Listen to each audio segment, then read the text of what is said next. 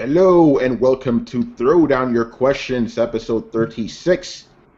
I'm your host, Tony Polanco, and tonight I'm joined by Emilio Lopez. Metal Gear! And Chris Seeley. What's up, everyone? And Chris, you're not getting too lost in things, are you? No, I gotta stop, man. This guy's crazy. Fucking hell. Oh, man. Yeah, in case you guys didn't know, Did you guys see the comments of the last Throwdown? Holy shit. That's what Chris is referencing. It went bananas. All because of one segment. One 5-minute segment that we quickly did on Microsoft. And a certain somebody lost their fucking mind. And then, Brett, perfect timing, Brett. What's up? Perfect timing. We just started now.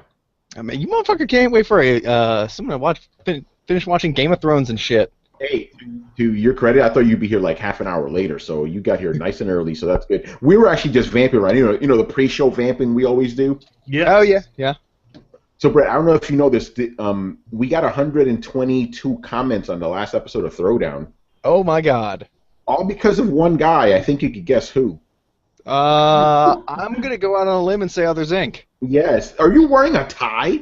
I am wearing a tie. I'm snazzy as shit today. Okay, fancy. Is there a story behind that? Yeah, I do charity nipple tattoos for mastectomy patients on Sundays. Yes. And they're not generally my normal clientele, so I like to look a little bit more professional when I deal with them, so that they're not just dealing with some dude in a band T-shirt and a neck tattoo, because they're more used to hospitals. So deal a little bit differently with them. Well, that makes sense. Yeah, and I can see just how skinny you are. Holy shit. Yeah. You're always wearing these big-ass jackets and stuff. Dude, I get fucking cold, man. Like, and this is what you get from ice cream and burritos. Like, I don't know what else I can fucking do. You son of a bitch. I hate you. That's ridiculous. We'll see what happens in the comment section of this episode. Who knows? That episode was not supposed to be controversial. That all happened because of a 5-minute segment that we quickly just got out of the way. My God. I don't even know if I need to be like, what was it basically about? Because I know what it was basically about. You can already guess. Yeah, remember how we talked about the news that Phil Spencer admitted that the Kinect isn't necessary for Xbox One? Because of that, Bananaville. It just went insane, man. Dude, come on! It was somebody from Xbox. The report is fake, by the way. He was like, oh no, the reporter just interpreted it that way so they could get some hits. It's like, no, that's what Phil Spencer said himself. He said it. Like, just accept it, dude. That it's a useless peripheral. But we'll get into that later on. Here's the thing. He doesn't seem to understand that just because nobody really likes it or wants to use it, or not many people want to use it, that he can't get any enjoyment out of it. Okay, he likes the Kinect. That's fine, but obviously it's not a selling point, and most people don't really care for the damn thing. Here's what I would say: take everything bad you could say about the PlayStation Move, and just transfer that to also the things bad you could say about the Kinect. Like it's. Mm-hmm. Yeah, I know the Kinect is a better version, but we're talking about which is the shinier piece of crap. Like nobody wants to stand around their living room and do this number. Like it's not something that anybody wants to do. There's not a real target audience for it. Please hold those thoughts because we have a question specifically about that. But yes, you can even repeat that. Everything you say, you can even just repeat it again because you hit it on the head, man. Perfect. Anyway, let's get into the. Wait, Brett. Remember how I always have some sort of prop? Check. Yeah. This. Check this out. Oh, nice. And he comes with an alternate head, which is polygon head snake. Weird. I think I like the head you have on him better. All right, so yeah, Brett, get that overlay up because people are gonna be like, "Hey, who's that guy with the fancy suit and the nice hat?" Fancy motherfucker. You even got a fancier hat too. Look at that. This is my normal hat. It just looks fancy by osmosis. Yes. That is very true. Tony, remember that time when we I think it was like you were invited to my mom's little birthday thing, right? Yeah. And you were like, "Yo, man, you looking fancy." I'm like, "Dude, I'm not looking fancy at all. I'm still wearing the same black bowling shirt. I'm just wearing a friggin' suit jacket or blazer over it, and That bam. yeah, that one piece of thing changed their whole look. Yeah, So now yeah. I'm like, yeah.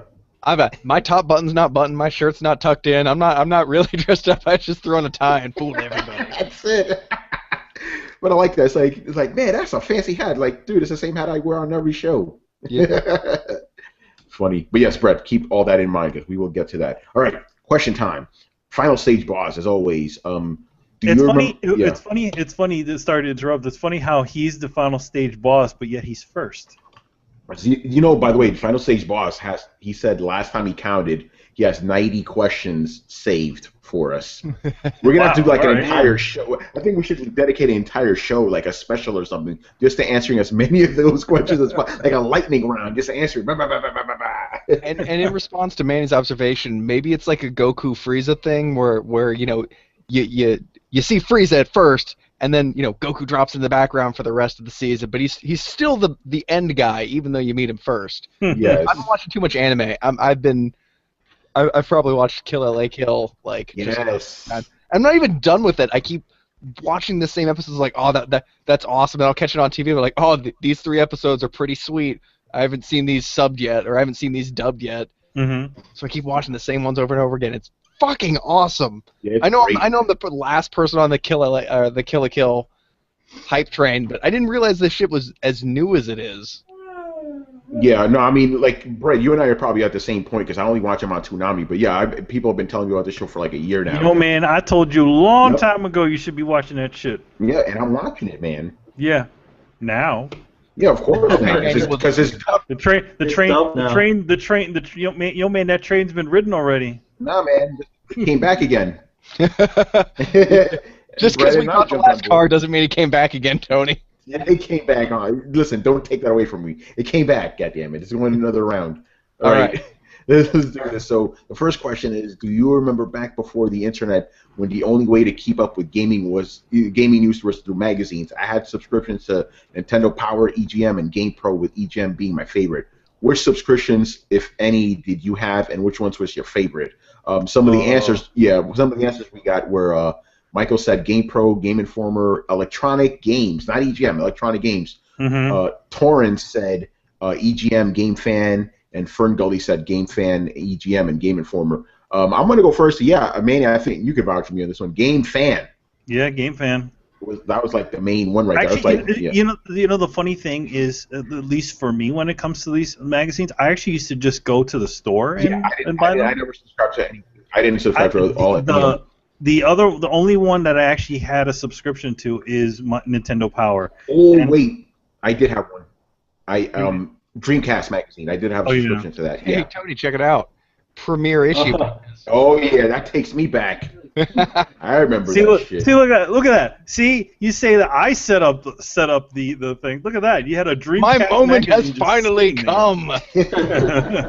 Manny, go ahead. Yeah, I had at least I used to have a subscription to Nintendo Power, but I let that lapse kind of at the end of the Super Nintendo because I didn't buy a Nintendo 64. So they were just the last issues I have is that they're just talking about Nintendo 64, but I don't have anything after that. But my favorites were Game Fan because they had really good screenshots. Game Players, which was they were a part of this other company. They used to have a lot of really good cheat codes inside of it.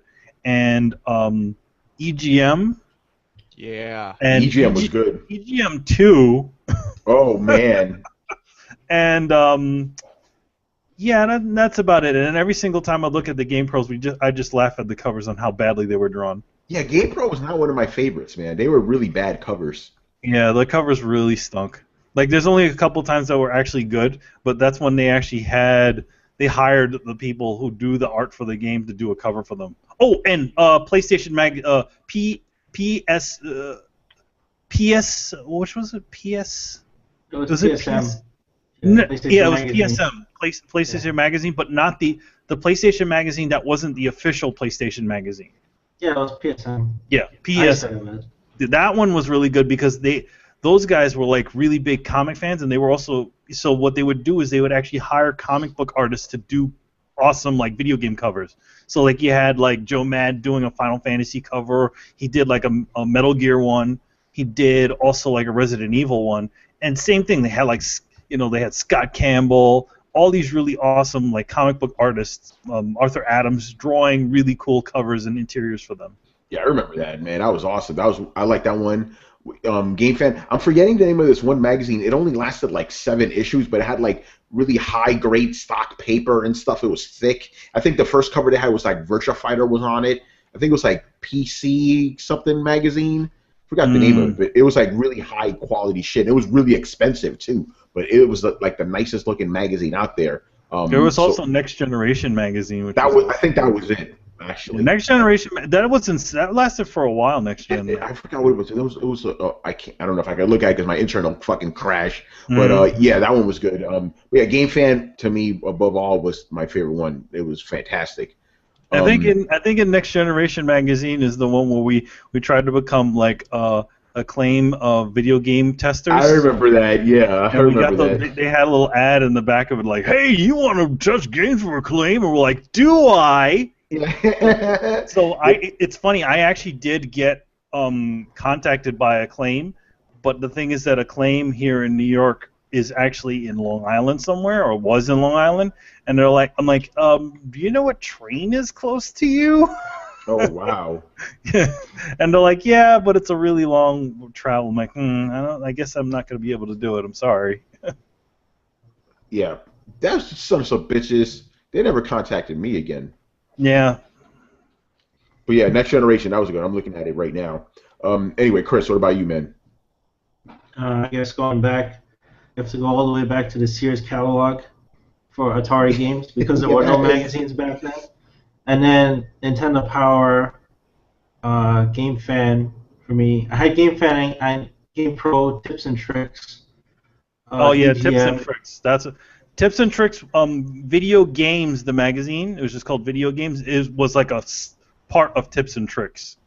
By the way, Manny, I was right. The magazine I was talking about, the high grade one, Generation, only I said 13 issues. Really, Next Generation? I could have sworn I always remember going to pick that one up. Oh well. Yeah, 13 issues, and let me see if I can put this up for everybody so they can see. Yeah, I remember that. That was a good magazine. Yeah, that was the first up. Yeah, because that thing was like, it was expensive too, but it was a great magazine. But yeah, go ahead, Chris. And yeah, PSM. Yeah, I think that was it. I used to get issues of official Xbox magazine, but I never subscribed to it. I just buy it off the newsstand. Which one is your favorite? Oh, Game Fan by far. Yeah, Game Fan was the best one. And I think PSM was my second. I mean, I love Nintendo Power because it had so much stuff in it. So I'd say if I had to rate them, I'd say Game Fan and then Nintendo Power, old Nintendo Power like back in the day, and PSM. It's my third favorite.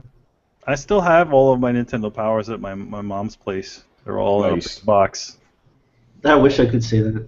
I still have a Game Informer that is the introduction of Killer Instinct and NBA Jam. Oh wow! Like NBA Jam, the next big thing? Question mark. You know, I mean, we'll talk about Game Informer in a bit, but anyway, Brett, go ahead. What are your answers? Oh God, Game Informer, Game Pro, EGM, Nintendo Power. Oh, you had subscriptions to all those? Yeah, I held subscriptions to all those. PlayStation, magazine, Dreamcast, and briefly the Xbox. I had all the systems, and so I was. My parents were a little old school in the sense that my dad was one of those like, you want money, you fucking earn it. So I quickly found out that by buying subscriptions to all these things, like I could work about a month and a half, like work my ass off for about a month and a half during the summer and pay for my subscriptions year round, which then I would be able to use to not buy shitty games, and it would all come out on the end. Plus I fucking loved reading them. Like I would cover to cover those things. I loved reading the letters in the front and the responses. Yeah. I loved reading the video game reviews, and then I'd go back through them and read all the little blurbs. And like I loved how back in the day they used to do these kind of mimetic little like write your own captions at the bottom of the video game screenshots. And half the time they were just absurd and weird, like somebody was just mad-libbing it. But I thought it was the most hilarious thing ever. So I was the guy that paid attention to and entered the the art contest. So, Mm-hmm. and I would read these things for the full month until my next one came out. So, I've always enjoyed that actually. Maybe I'm the odd man out there, but. Nah, I used to like that stuff too. Like I would always read them in a specific order. Like I would read all the front stuff, all the like especially the letters. Love that. Then I go read all the reviews, right? And then I go back to all the. I kind of read them the way you did. Then I read all the other stuff in between. Yeah, and then all the that stuff in the back, the little one paragraph shots, Yeah. followed by like a review, be like sucks. Oh, that one looks interesting. Sucks. Played it. Sucks. I used to. Another actual magazine that I had a subscription to was also the Sega magazine. Yeah, I remember that. I remember it had a specific name, but yeah, for a while I had the subscription to that. And tips and tricks, obviously, everybody check that out. Well, we actually know somebody who got a couple of the art contests. Our friend Jen. She won. She kind of got like big in that magazine because she wrote this one letter about how she had just bought the Capcom Illustrations book, and she was kind of annoyed that there was a shitload of pictures of Chun-Li and Cammy, but no pictures of Guile. Yeah, so then she drew pictures of Guile and stuff. Yeah, she used to draw pictures of Guile and send it to them. And the other thing was that she won a contest for Earthworm Jim. And so I think she won I think she got to go to Universal Studios, and she got like an animation cell and all this other cool stuff. Neat. And she still keeps in contact with the Terry Wolfinger, the guy who used to do those airbrushed covers for them. Oh, nice. He actually went on to work at Stan Winston's studio to be as a concept artist. Nice.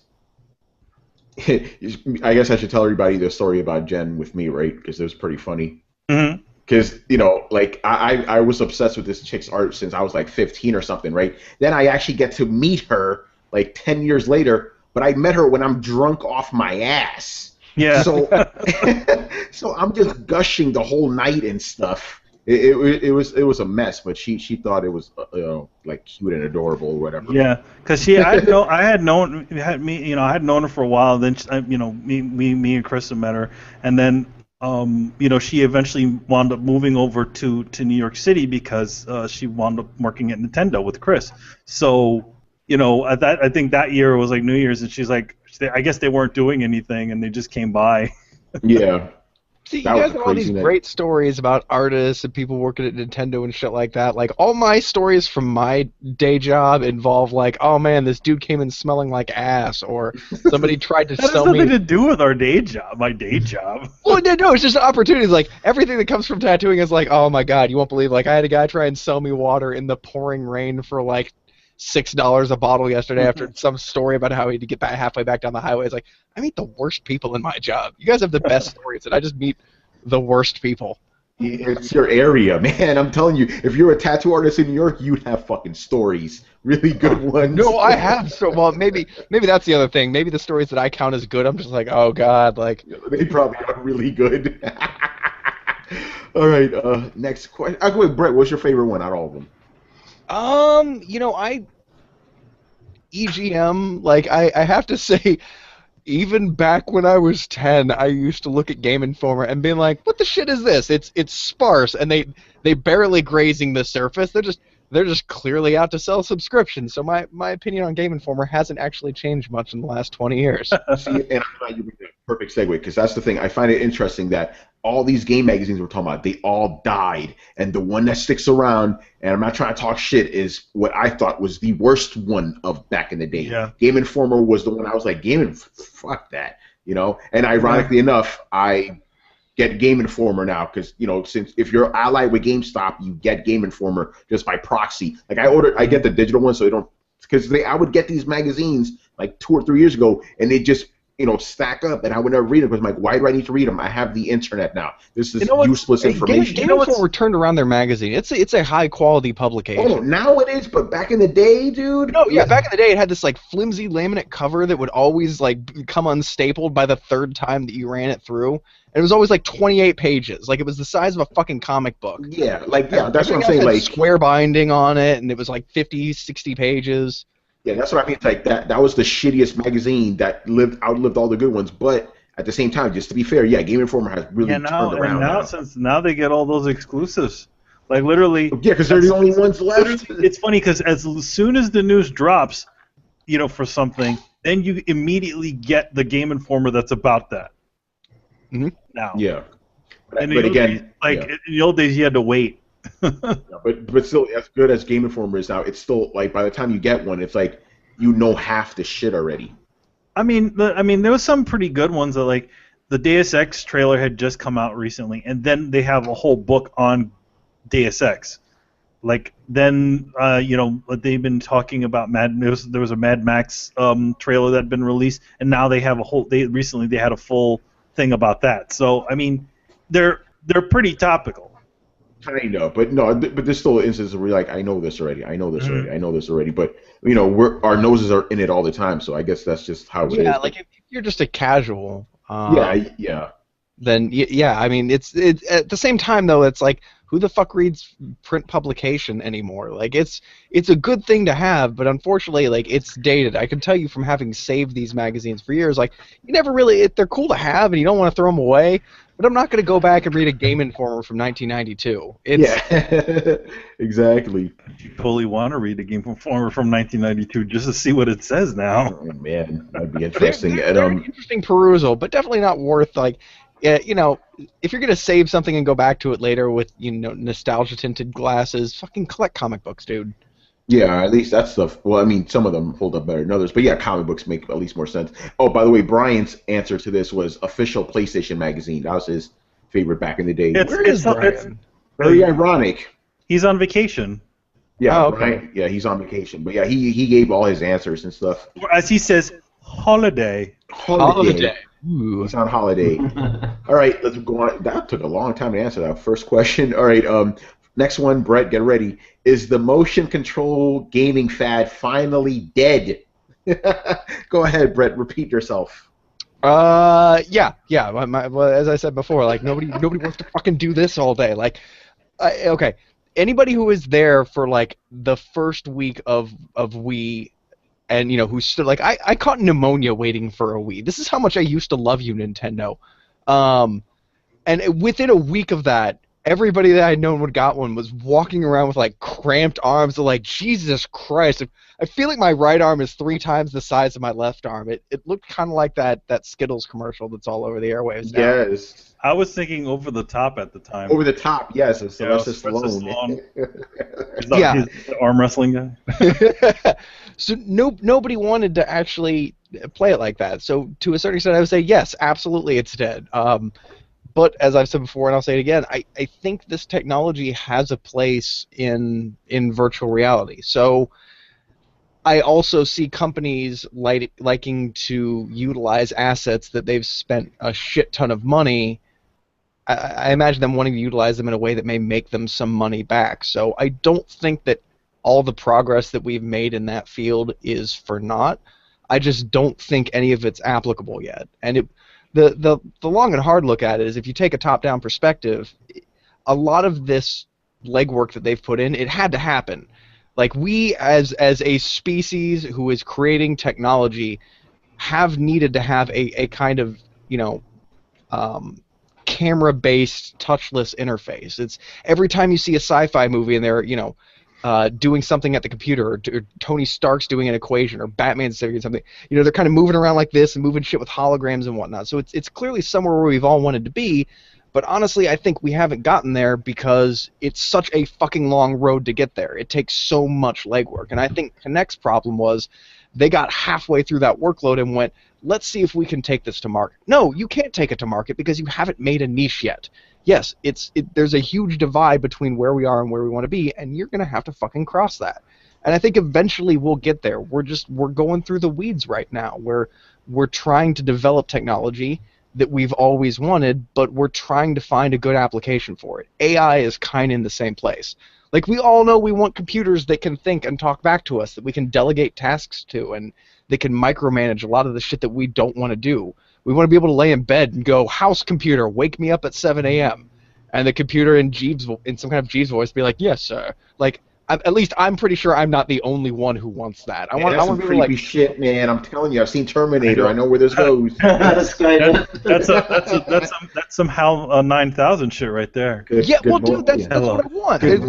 Hello, There's Brett. a reason How are every you? sci-fi movie you can Hello, talk Brett. to the goddamn spaceship. Hello, Brett. What are you doing today? Oh, I'm drawing.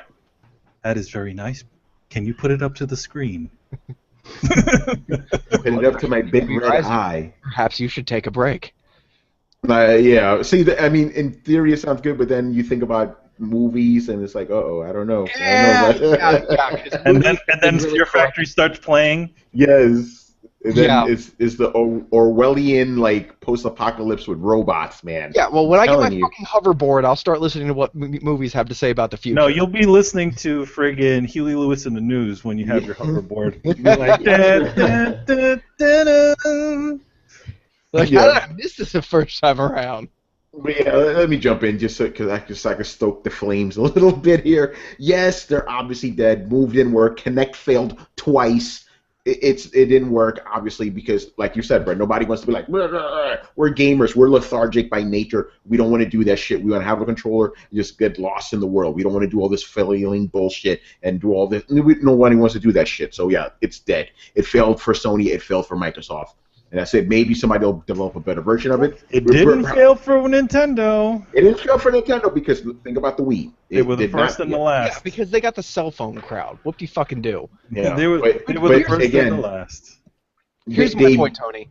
Yeah. They're making. Oh, no, I know what you're saying. We need to do all this shit to get to the eventual end of the road. I agree with you on that one. But at the same time, I don't want to spend money for this half-hearted shit. Yeah, no, exactly. My point is, you don't want to do this until you can do this really well. Like, if they're already researching haptic technology, things that use vibration feedback to simulate the sense of feel, right? So if you actually had a game where you could reach out and touch the surface of things and actually feel whether something touch them titties. Yeah, feel whether they felt like titties, or feel the ground, or if all user interactions consist of just picking up something and using it, and that would simplify your UI. If you had to clunk your way through that with a controller setup, you'd be like, fuck it, just give me the haptic gloves. So there does become a point in which we do want to do this, we just don't want to do it in a clumsy way. And we're still in that clumsy phase. We are absolutely still. We are a long way away from being able to do that seamlessly. Yeah, it's like, okay, cool, the Connect 2.0 may do it the best, but it's still bad. It's still fucking bad. So I think the best way to say it, I think it's dead for now. Yes. I think it'll be resurrected when it's time. I think they just tried to put the cart before the horse on this one. Yeah, and that seems to be the answer, is the consensus in the comment section. Michael's like, yeah, it's dead. Even Brian was like, yeah, both MS and Sony tried, and they're not supporting any specific games for those. There's no Move games, there's no Kinect games anymore. That's already done. I think in Microsoft's, they wanted to make it so that it was, instead of it having to be something that they could develop on the side, like, everybody is assured to have a Kinect, so that means that developers will feel more inclined to make those sorts of games. But at the same time, the developers are like, whatever, doesn't matter. Like they don't want to deal with that shit. Exactly. Well, developers knew nobody wanted to do that. Like, exactly. If I asked anybody, name one good reason to have to fucking stand up while playing video games right now, I don't think anybody can give me one. Other than maybe get some Doritos. Is there a crickets icon here? You're like, I'll play you that song. No one's gonna say yes to that, Brett. No one. Yeah. So I mean, I think that's what they're. Wait, there is cricket. There we go. Yeah. So they Yeah, I just think that we're definitely trying to do something like that, and it didn't work. I feel though they still, I mean, you still have uses for the Kinect camera. You still can use. I mean, I feel like people using Twitch and all that stuff could definitely use that for them. For their things. I'm sure they could probably set up specific hand motions if you wanted to, so that you could stop and start a video instead of having to pull up a menu, stuff like that. So I mean, you could still use the thing, but I feel like motion controlled gaming is kind of done. Yes. The other stuff that Kinect does is cool. Like, Yeah, the voice yeah. Like in other words, because the camera also moves, you could probably do with like a hand signal and then it turns, something like that. Little things like that. But other than, I feel like one of the biggest things is that again, they wanted people to all use it. The biggest and most intrusive thing about it was the fact that you had to use it to log into your friggin' machine. Who the hell? Why? Who cares? Well, have you guys heard that they're releasing Jurassic World actually in VR? Why? It's something that I'm personally really excited about. I've said it before, and I'll happily say it again. Like, think about that that farmhouse scene in Inglourious Bastards, and imagine if I've never seen the movie. He's never seen Inglourious Bastards. Oh, God damn it, Tony. All right. He's not a big Tarantino fan. Think about if in Kill LA Kill, instead of being locked into one. Don't get Kill La Kill. I keep doing that. Dragon's Dogma. Anyway, if you could actually move around in the scene, not only just look around to see what's happening, but move around as if it were a 3D environment. I think that'd be really cool. Not only do I want to actually be able to pivot and see the scene as if it were a fully immersive world, but I don't necessarily want to be locked to the equivalent of a rail shooter while I'm doing it. And if you want to be able to do that, like, let's say we have a scene where there's a dramatic dialogue going on, right? And I'm walking through this scene kind of in VR, or I'm searching it in VR.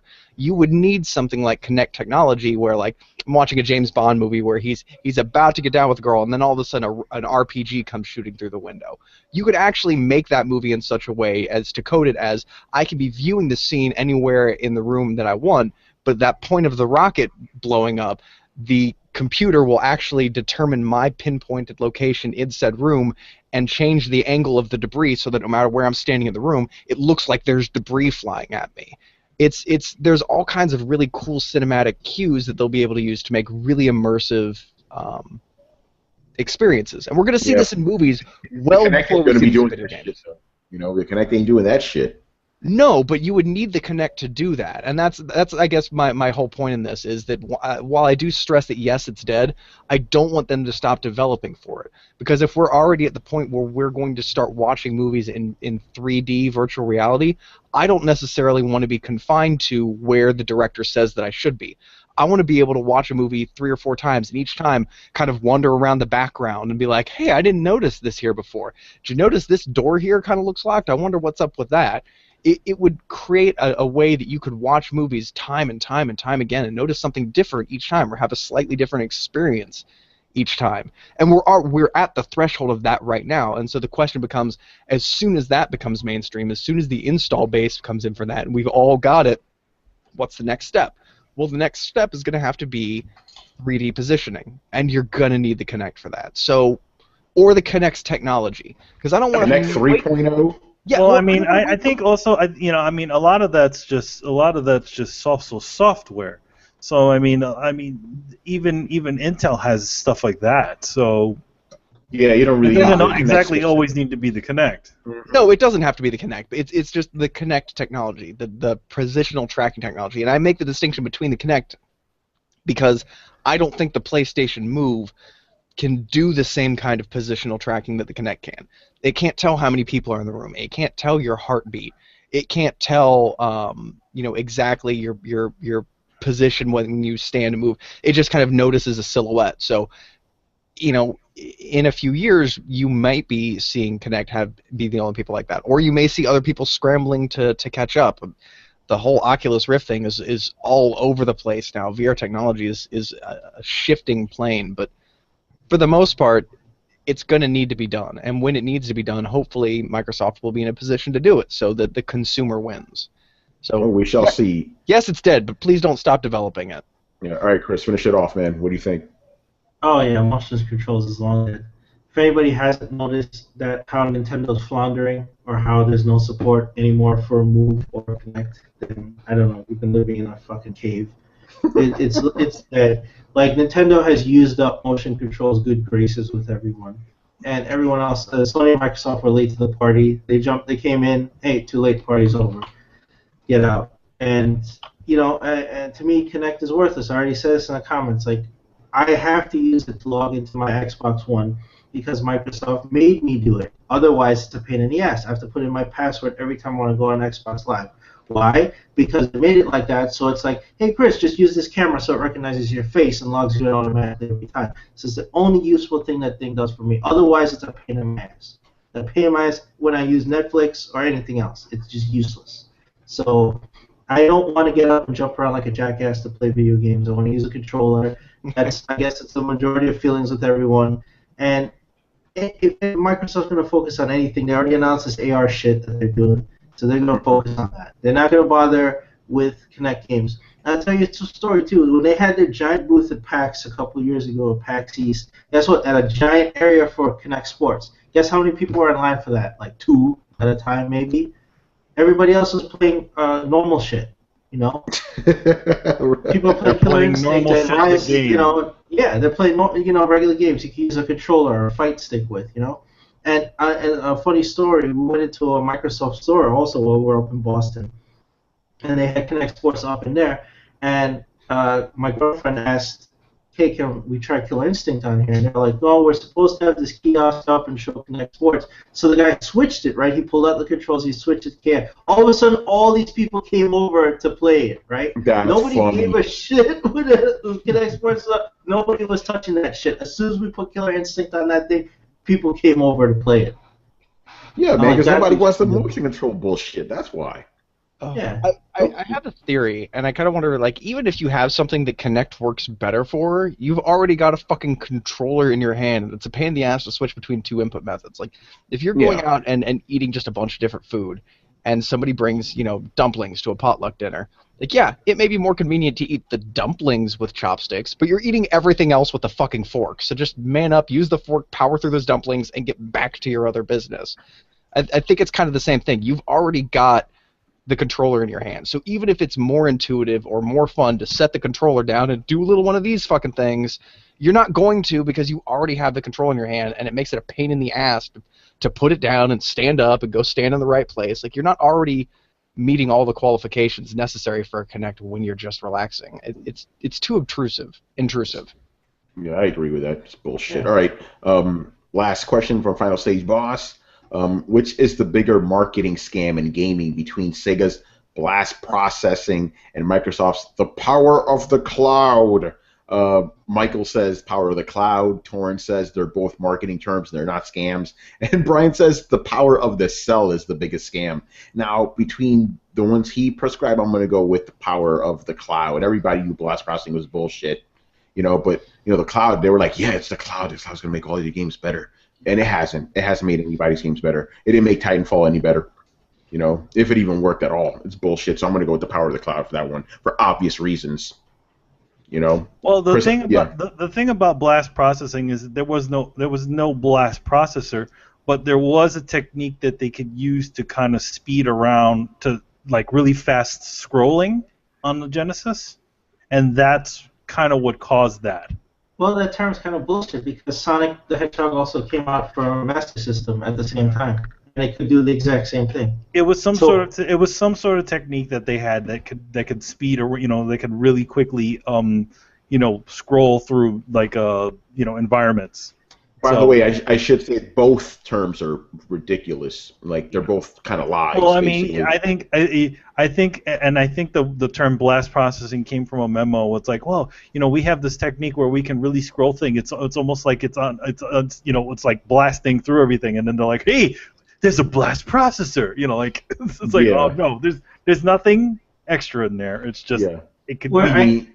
But I more think that Sega is a marketing term because Intel and all these other chip guys have always used like kind of marketing terms for the shit they do, right? Like when you have instruction sets or whatever, like what was it in the Pentium when they had like this long pipeline and then they had HyperFX and all this stuff.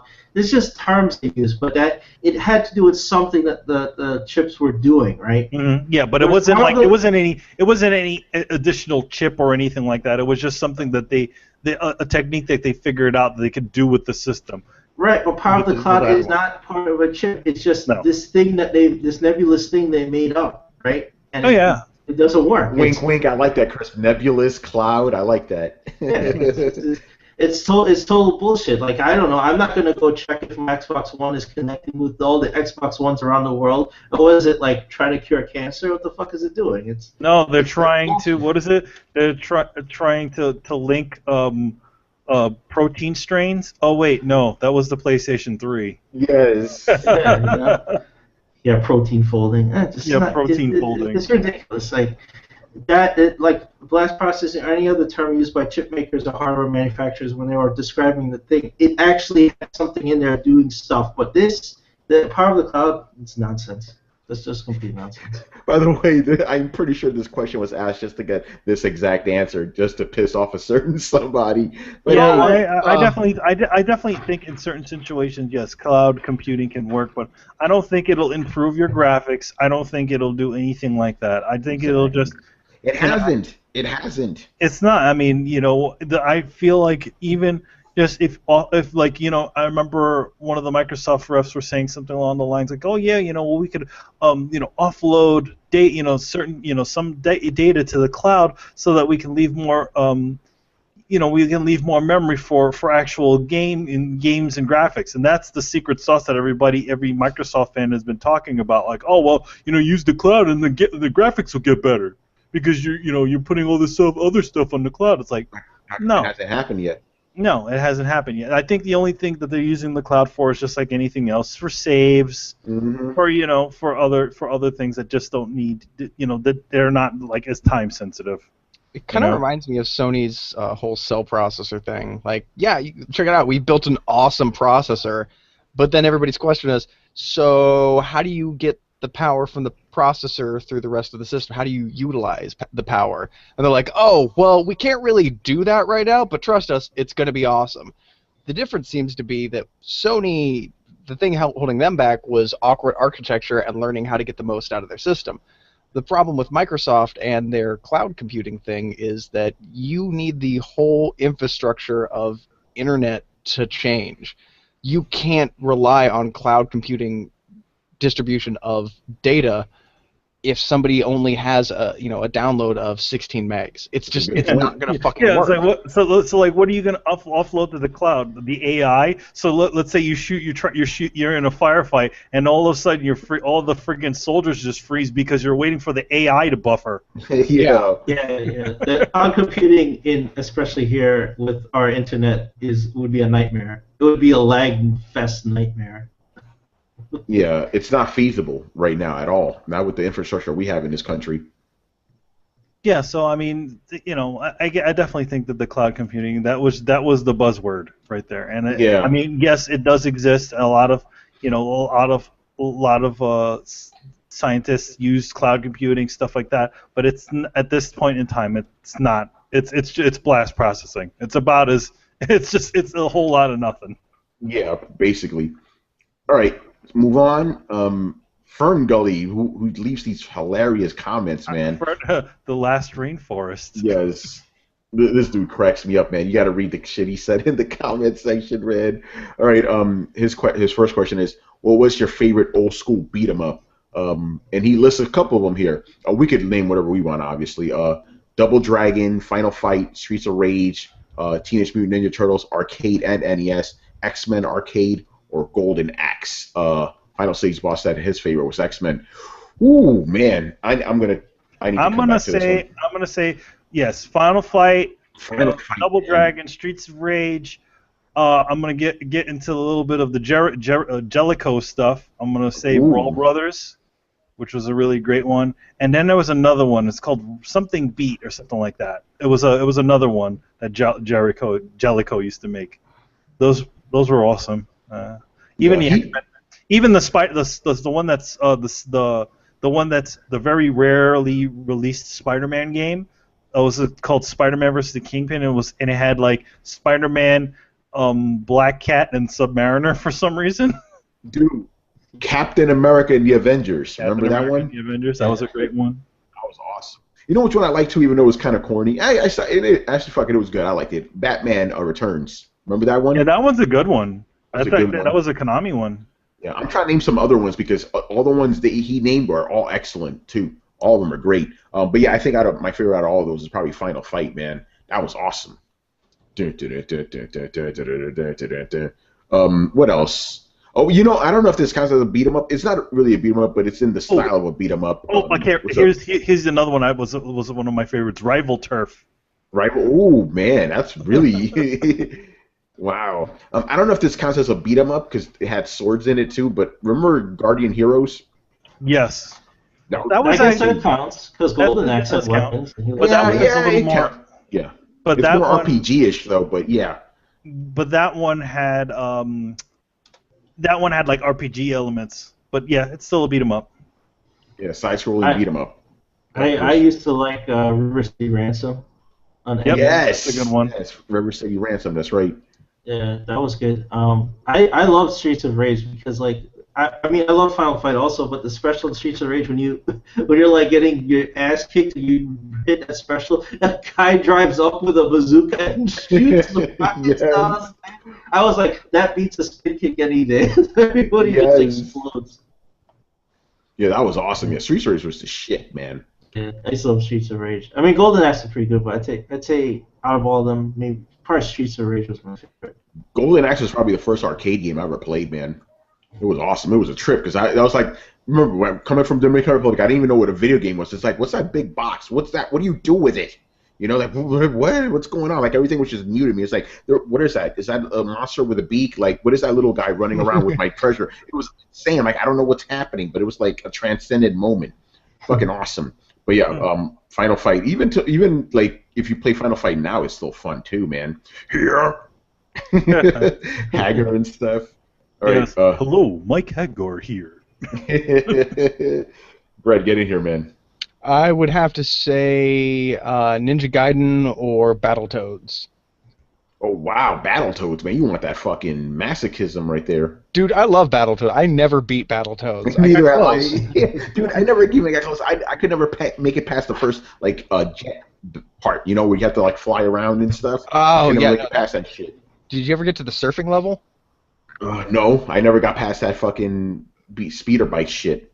Yeah, speeder bike's bad. The surfing level is fucking torturous, though. Oh man. Oh yeah, Ninja Turtles in Time as well. That was a great one. Yeah, Turtles in Time. Well, Konami was like the king of those beat 'em up games. They really were, man. Yeah, and they made that Simpsons one was actually good too. Yeah, the Simpsons was good.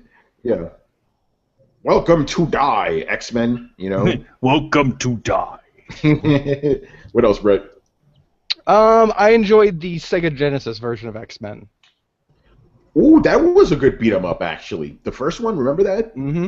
I mean, it wasn't like, I don't know, because it was like, it wasn't really, it was obviously side scroller, but it wasn't like 3/4 side scroller like the other ones. Yeah. But, it was more of a little bit of a platformer, yeah, it was though. A platformer game, but that was a good one. But yeah, it's not like, where you can have like 4 guys at once and like beating up and then picking up ham. Like I never understood that logic. It's like, okay, I'm hurt. I'm gonna go in a trash can and eat meat and get better. Doesn't work in real life. I know from experience. It's like someone just leaves fresh cooked meat inside of a trash can. Like no, that's not how it works. I've got a ham hock in this dumpster, and it's still hot. It's still steaming. Oh man! But one of the things I like from those games is like you could pick up weapons from the enemies and just in the background, so you just beat the shit. Like, dude, come on! You have a pipe and you just beating the shit out of people with it. Fucking awesome! Oh man, it's great. All right, next question. Do you think a lot of gamers nowadays are spending more time playing games or on message boards / social media Final Stage Boss says neither. They spend more time watching others play on YouTube. And Brian man, says, they're doing it on Twitch. You got that wrong. yeah, YouTube and Twitch, he says. And Oh. Brian says, no, it's just a vocal minority who are doing that. I don't know, man. Like, maybe my whole thing is skewed, but it does feel like gamers are spending more time just bitching about games than actually playing them. But maybe the guys actually playing them aren't talking. So I don't know. Maybe if there were more fucking video games, we wouldn't have to. I think in general people are like more, you're actually hearing a loud vocal minority, and I think a lot of players don't even they just play their games and just don't bother saying anything. So you think that's it? You think it's just like an illusion or something? I think it's really more of an illusion. I mean, dude, 100 people, 1,000 people is still 1,000 people is still 1,000 people, but that doesn't make up the majority. You know what I mean? They're in the whole scheme of things. Yeah, all this shit that's happening, like Gamergate and all that other junk, all that other stuff that's happening. General public doesn't give a shit about that. They don't even know about it. They don't even know about it. But it is interesting how like all these guys complain about games and stuff, bitching. It's like, when do you play games? Like, seriously. Yeah, and I think also at the same time, people are very quick to jump on things. Like quick to judge. They see something that they don't like initially, and then also, oh, this is a piece of shit. This game's broken. As opposed to just kind of going through it, like, or saying a game is too hard or a game is too short, stuff like that. Or bitching about how a game is offending you. Yeah, or how a game is offensive. Anyway. It's silly. All right, Chris, what do you think? I think most of the people complaining about games have either not played them, not played through them, not played them at all, or don't even have the system to even talk about whatever. They just see something and they're like, oh, this bothers me. Oh, bad on the internet, And I would have arguments with people like that, like especially when I write about Nintendo stuff, and they come at me, and I'm like, even own a Wii U, like most of the time I get no. I'm like, so what the fuck are you yelling about? Exactly. You're protecting something that you haven't even invested in. Well, there you go. That's why they're yelling at you, because they have time to do that, because they don't have a Wii U to play. Well, I mean, here's the thing. They see that you're talking bad. You're talking about Nintendo and centralized in a way that they see as negative, and all of a sudden they jump on to protect it. That's the same thing that happens with Microsoft fans, and it's the same thing that happens with the Sony fans. Yeah, it's like, hey, you love Microsoft so much, why don't you play Forza some more? Exactly. You love Microsoft. You love Sony so much, or Microsoft so much. Why don't you buy the games that even suck? Yeah, exactly. Shut the fuck up. All right, Brett, you were saying something about people are bitching because there's not enough games to play. Yeah, well, no, I was just saying, like, if people had more games to play, then maybe they wouldn't bitch so much, because they'd just be playing more of their video games. But you remember last gen, dude? Last gen, they had plenty of games, and people were still bitching. Yeah, there's a certain point, and I'll touch again on this later, but there's a certain point I think people spend a lot of money on something, and they become very attached to their decision. And if you would disagree with the product that they've chosen, they kind of take it as a personal attack. Oh yeah, we've talked about that shit before. And so I think that it's not so much that they're on forums to talk about how awesome the Xbox or the Wii or the PlayStation is, or the PC. It's just that at any time somebody challenges their base opinion that they've made the best choice, they feel very compelled to take time out of their day and point out the error of the original poster's way. So I don't think that I do believe that there are people who just troll through forums looking to pick fights. I think it's more, as things get more expensive and as people get less time, when you were a kid, you didn't care, but now when you're an adult and you have limited time and, limited income, and you can only put so much into something, I think people get more defensive. But don't you think as an adult you shouldn't have time for this shit? To a certain extent, yeah, but I don't know. You have grown-ass men on message boards. We have them right here, grown-ass men complaining about this shit week in and week out. You know, it's like, when do you play games? I'm sure that they find time to, but people can have many hobbies. You know, it's Yeah, among them bitching. yeah, no, dude. Some people really enjoy arguing. I know a few of them personally, not even on the internet, just like in fucking person, and it's incredibly frustrating sometimes. But Sort of mush him in this, like, shut up. You yeah, bastard. so it's I think that people still spend more time playing video games, but I Yeah. think that after they've burned through whatever video games there's two levels of video games. There's video games that you're really wanting to play, like you're counting the hours until you get off fucking work to play it. And there's something that you do to pass the time that waits for that next big video game that you're really excited about. If you're up here, you are not on the internet. But when you get done playing this game and you just kind of come down to this level, you find yourself with a little bit extra time. And if you spend an extra 10 minutes fighting with somebody on a forum board before you get to Destiny, fuck it, it's Destiny. You're just dicking around wasting time anyway. Yeah, that's 10 minutes, not like days on end. Yeah. That's Weeks on end, months on end. some You know, people- but yeah, I think it goes back to, I think the majority of people are just playing their games. The people that you see in the forums and stuff, not all of them, obviously, because I'm sure some people are just like, hey, I got a couple minutes, let me say something real quick. But some guys, it's like they just rent space in the comment section or on media. It's like, but even with other stuff, like these campaigns, even with Gamergate, it's like, hey, when do you guys play games? Like, you're just tweeting about this all day. That's cool. It's a worthwhile cause, but when do you play games? You know?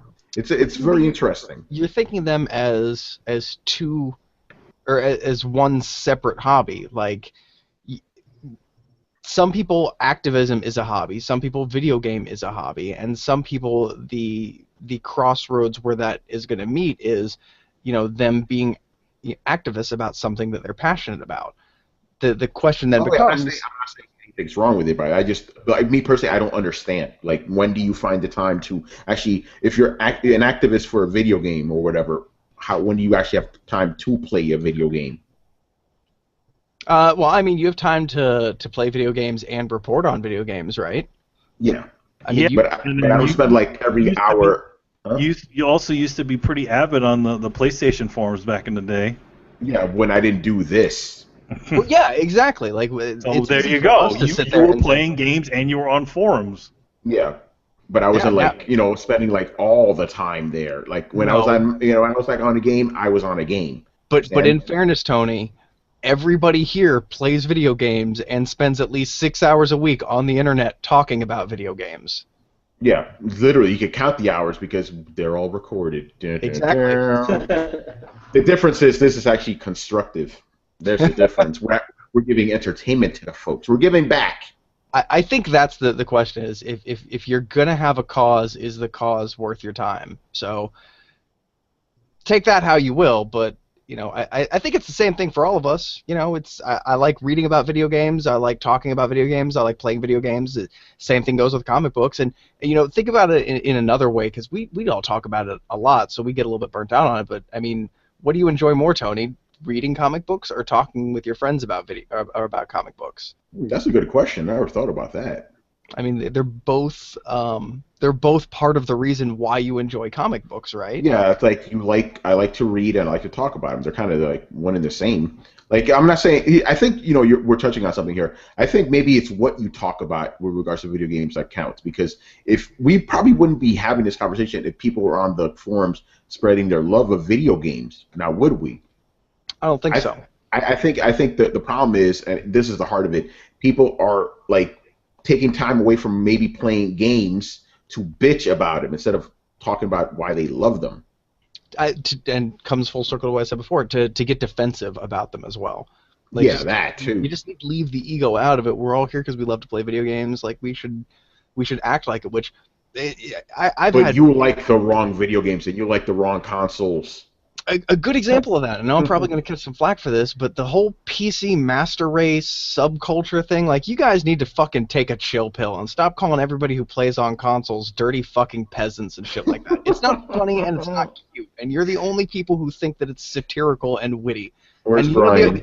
You know groups that you know, the only other groups that the only people that think they're satirical and witty in the group are like 14-year-olds. So fucking just grow up, understand we all like playing the same video games. Great, you've got better hardware. We're all fucking happy for you. The PC master race are the hipsters of the video gaming industry, and everybody hates hipsters. And their Everybody ego hates gets in the hipsters. way of their playing video games so much because it's like, what do you just go on a nightly Batman patrol to shit on everybody who doesn't play video games your way?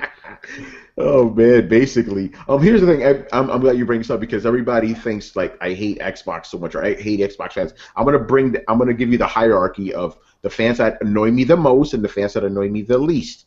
Number one, without question, PC Master Race, by far the most annoying fans out there because you're right. They like, oh, I'm so much better than Grey Poupon, you know, that bullshit. They think they're better than you. Nintendo fans come after that because the illusionment. I can't even make up a word for them. But disillusion. Disillusionment. No, they're living in a fairy tale. They're delusional. They're delusional. Thank you. They're delusional. They're crazy. They have their heads up their ass. Nintendo fans. After that, see, this one I'm going to get in trouble. Xbox fans. Because I have to deal with them every fucking day, so maybe I'm just shell-shocked at this point. I agree. The only reason I count Xbox fans more annoying than PlayStation fans is the fact that they're insistent that they're better. Like, yes. If you guys would stop having the argument, you would win the argument. Exactly. And Sony fans, I don't personally get any flack from them, so... You did. I used to when I was on DualShock. There you go. Dude, it's the same on all sides. I find it hilarious how I was like, okay, I'm on SCF Play. I got called a Sony pony. I was on DualShockers. I was called an Xbox, even though I never owned an Xbox console in my life. And then I'm on Coalition. I'm an Xbox again. I'm like, I haven't changed what I've said in the last 3 years at all. It's just the fan base, you know? You mean a PlayStation head? Yeah, they call them ponies now. Yeah. It's ridiculous. All right, let's get on to the next question here. The last one by Fern Gully. This is a pretty intensive one, so let's read this nice and slow. Which do you think gamers are playing more of, exclusive games or multiplat games? I ask this because some individuals, or should I say individual, seem to omit in their arguments multiplats altogether, referring to them as last generation ports and such, and that success and fun is dependent solely on exclusives, which validates said console having no games. Some people might argue that the last gen that the PS3 had more exclusives, but 360 sold more multiplats due to mindshare Digital Foundry comparisons, and even going so far as to bloody say that system was more powerful. Okay. I guess that's my response in a nutshell on that one. Oh, it really is, isn't it? I mean, for the first part of it, like obviously they're playing more multiplats because there are more of those out there. It's just pure numbers. As far as the other part goes, yeah, you can't really like invalidate a console just because it has less exclusives than yours or whatever. You know, it's like, okay, what if it has less exclusive but it's still selling more multiplats? You know. It's insane. I imagine which for a while in the Xbox's Xbox 360's life, that's what it was. That's what they were selling the most of. They were selling, you know, because all the games looked better on there, because all the games were QA'd on there. Mm-hmm. It's true. Right, yeah, you're saying? Well, I guess I was just gonna kind of say that. Like, I'm imagining this is Others Inc. Since he said individual, and I'm taking a shot in the dark here. And my thing with Others Inc. is, like, you do realize that a lot of the multiplat games were downgraded to be able to play on both systems, so therefore they didn't look as good on PlayStation as they could have.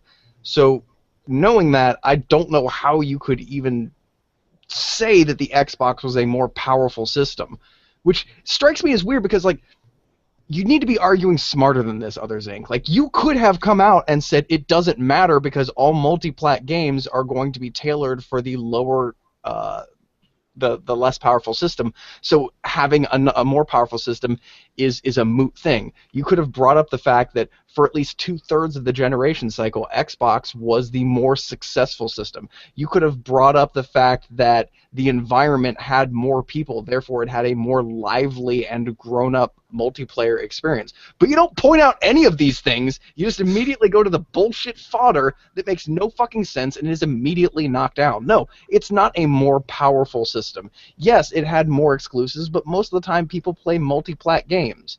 And if you're looking for an exclusive, it's not about the number of exclusives. It's about the selling power of the exclusives and their relationship to the system. That's why they're called system sellers. You are picking and choosing your arguments as if this is worth some fucking buffet, and it's not. You cannot support and you cannot bring up only evidence that supports your argument. It not only invalidates your argument, but it invalidates you as a person who has the ability to argue. And it's the reason that our comment section today is full of people kind of giving you, you know, the tongue-in-cheek jab, man. Like, you need to argue smarter instead of just picking fights, because if you have a point, there's all kinds of points that you could have made, but you fucking didn't. Oh man, he's gonna get you good. But Brett, where is the PS4 game that is 1080p, 60 frames, locked? Where is that? Forza had that in 2013. The same bullshit. Forza's a fucking racing game on a close. Like, the amount of data that Forza has to process is nowhere near some of these other games that he's trying to compare them to. Quit fucking comparing apples and oranges. Also, it doesn't fucking matter. It doesn't. Look at the shit Naughty Dog pulled on the last generation, and you didn't see anything like that on Xbox. It's simply, this game looks better than anything that I've seen on Xbox at the current bit. And nobody here fucking cares. We just all want to see good games. You are the only person that feels the need to validate your own personal consumer decision by making everybody come to your side. The rest of us are just here to play video games. And when we talk about the PlayStation being a more high-spec system, it's fucking math, dude. Look up the specs for the hardware of the systems. You won't look up the specs. Up here. It goes PC up here, PlayStation 4 here, Xbox is at the bottom, and Nintendo is below that. That's fucking facts. That's how math works. And that's but Mark Cerny has a really ugly shirt, though. Yeah. Okay, so yeah, it's you can see any number. He doesn't deal in facts. He's completely ignorant. He has the mental maturity of an 8-year-old. He's not reality. The guy keeps on making these excuses for them. I mean, it's obvious that Microsoft messed up. But number one, others think, are you getting what you're obviously getting what you want out of the Xbox system? Why do you need to validate your decision with everybody else? Mm-hmm. It's okay. You can enjoy your system and enjoy it. That's it. Bam. It's like okay, what's your favorite game? Oh, let's say just for the sake of it, one of the Assassin's Creed games, the last one, the boat one. You really like that one. You know what? You can agree with the Sony guy about that one too. Hey, I like that boat game. I like the boat game. How about that boat game? How about that boat pirate game? Yeah, there we go, the pirate game. But yeah, you're right. Like you throw facts at him, but remember, he has 2 business degrees. He has that acumen. So maybe we shouldn't be arguing with the man. Well, no, that's fine. But if you're going to compare Forza to another game, like, compare it to a similar game. Don't compare a game like Forza where the backgrounds are for the most part low rendered compared to other games of its ilk, that doesn't have many things to render because it's a fucking track, that you always follow these same, like, there's so much less things to program and render in a racing game than in, say, a Fallout type game. It's not fair to invite that comparison. Like, name another game. You show me an Xbox game that is the visual and gameplay equivalent to a PlayStation game, and it has better graphics, and I will admit that it has better graphics. And you see, here's the other thing, and I know we've talked about this before too, we're also talking about a high watermark. Not all developers, in fact very few, can actually take advantage of the full power of a system. So you can have a more talented development team on Xbox that produces a superior game even with limited hardware choices. Naughty Dog is the king of squeezing every last drop out of things. You remember when when Virtua Fighter and like the stuff that was coming out on a PlayStation, the original PlayStation came out? You're like, oh my god, this is Virtua Fighter 2 on a friggin' console. It's amazing. Yeah, Sega Saturn, yeah. And Sega Saturn was a lesser console, but they were putting out shit that was like on Toshinden level, Yeah. Yeah, You're so right I about that. I hate to give you ammunition, but the thing you need to be focusing on, for the most part, multi-plat games, it doesn't matter what the more powerful system is, because they're multi-plat games. They're going to be tailored and quality tested on the lower performing system. The only thing that actually makes a difference is exclusives. And so if you talk about, okay, well, Sony might have a more powerful system, so their exclusives may look better, but they only have half the exclusives that Xbox does, you've made a very good point. I tip my hat to you, sir. You've caught me, even though I made that fucking point for you. Like, we need to be talking about these kinds of things because it's an issue of relevance. And if you want to talk about relevance and what's good for the consumer, I'll be happy to meet you halfway and have a calm, well-voiced discussion with you. But if we're just going to sit here and talk about who's the better man because of the decisions that, or because of the purchases that they made with their money, I'm not interested in that. And a lot of people aren't interested in that either. And the thing you need to understand is you are basically, for every little bit of defense that you want to make, in the name of your ego towards the decision that you made, you are throwing stones at decisions that other people made. You just should count yourself lucky that not all of us are as hair-triggered about it as some other people would be. Like, I don't care if somebody says that me buying a Sony or a PlayStation was a stupid choice. I'll tell them why I did it, and I'll stand by my decision, then I'll go on with my everyday life. To me, I always use one thing. I bought a Panasonic Real 3DO. Right there. Yeah. Like, number one, it's like I fully knew what I was getting into, but what I got out of it, I was happy with. Yeah, but that's what counts, I'm not gonna say to people, oh well, all of you are stupid because you didn't do like what I did. Come on, seriously. The games look nice and all that stuff, but at the same time, it didn't hit. So neither did Dreamcast. I'm still hurt about that, but I will happily talk to you about Jet Grind Radio or Power Stone, even if you played it on the Xbox, because they're amazing games. Yeah, that's what counts. The games. All right, let's move on here. My man, Black Spartan. I think this may be the first time he's. I've never heard. I haven't heard that name before, but. Well, if you are a new or if you're a new commenter, thank you for commenting. If you're a commenter who just decided to change the name, thank you nonetheless. Yes, or if you're one of those guys that has been listening to us for years and just came out of the woodwork, thank you for that too. Yeah, we have a lot of those. First-time caller. Yes, exactly. The majority of our fans are actually those type. They just listen and watch. They don't really say nothing because they're probably busy playing games. Anyway, yes, they're probably playing some game right now, listening to this podcast. We're patiently waiting to usurp us. Yes. All right. So his question is pretty interesting. Why has nobody considered that since you could play the HD versions of God of War and God of War 2 on PlayStation Now for $9.99 for 90 days, that perhaps this is why they are only doing God of War 3 remastered for the PS4? If someone is new to the series for $60, they can play all 3 games prior to God of War 4. They can even get it cheaper if they wait for God of War 3 to go down in price while they rent the first 2. Brian goes, the real question is, why has Sony put gamers in this position in the first place? But he brings up a good point. It's like, you can do that technically. Can you do this on PlayStation 4, or do you have to have the 3 to rent it? See, that's the question, because you can rent it on PlayStation Now. PlayStation Now is on PS3 though, isn't it? It's also on PlayStation 4 and on the PlayStation Vita. Okay, so I wasn't aware if those were cross-platform. Yeah, it's all the same games. All the thing is that it's all streaming. It's all streaming games, so it's all the same games. I would imagine not many people have been real up to date on what PlayStation Now is doing. Yeah, but it is a good point. You could if you've never played a God of War game, you could theoretically buy 3, play the first 2 on PlayStation Now, and be all caught up. Yeah, there you go. Yeah. Thank you for bringing that up, because that's actually very good.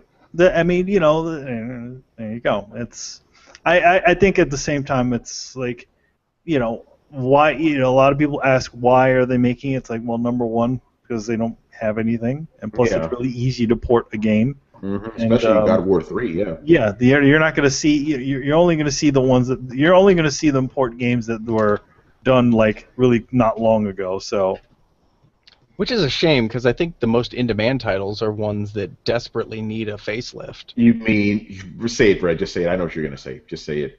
Knights of the Old Republic. No, the other one. Shemnu. That one too. The one you always get on Square about. Come on. Oh, about Final Fantasy VII? Yeah, they're not doing that shit. They won't do that one. They won't do that one, Brett. But No, they'll put out Leonardo DiCaprio 2.0 in HD, but they won't go back and make the game everybody wants. Why don't you remake Final Fantasy VIII? Because nobody wants to play that game either.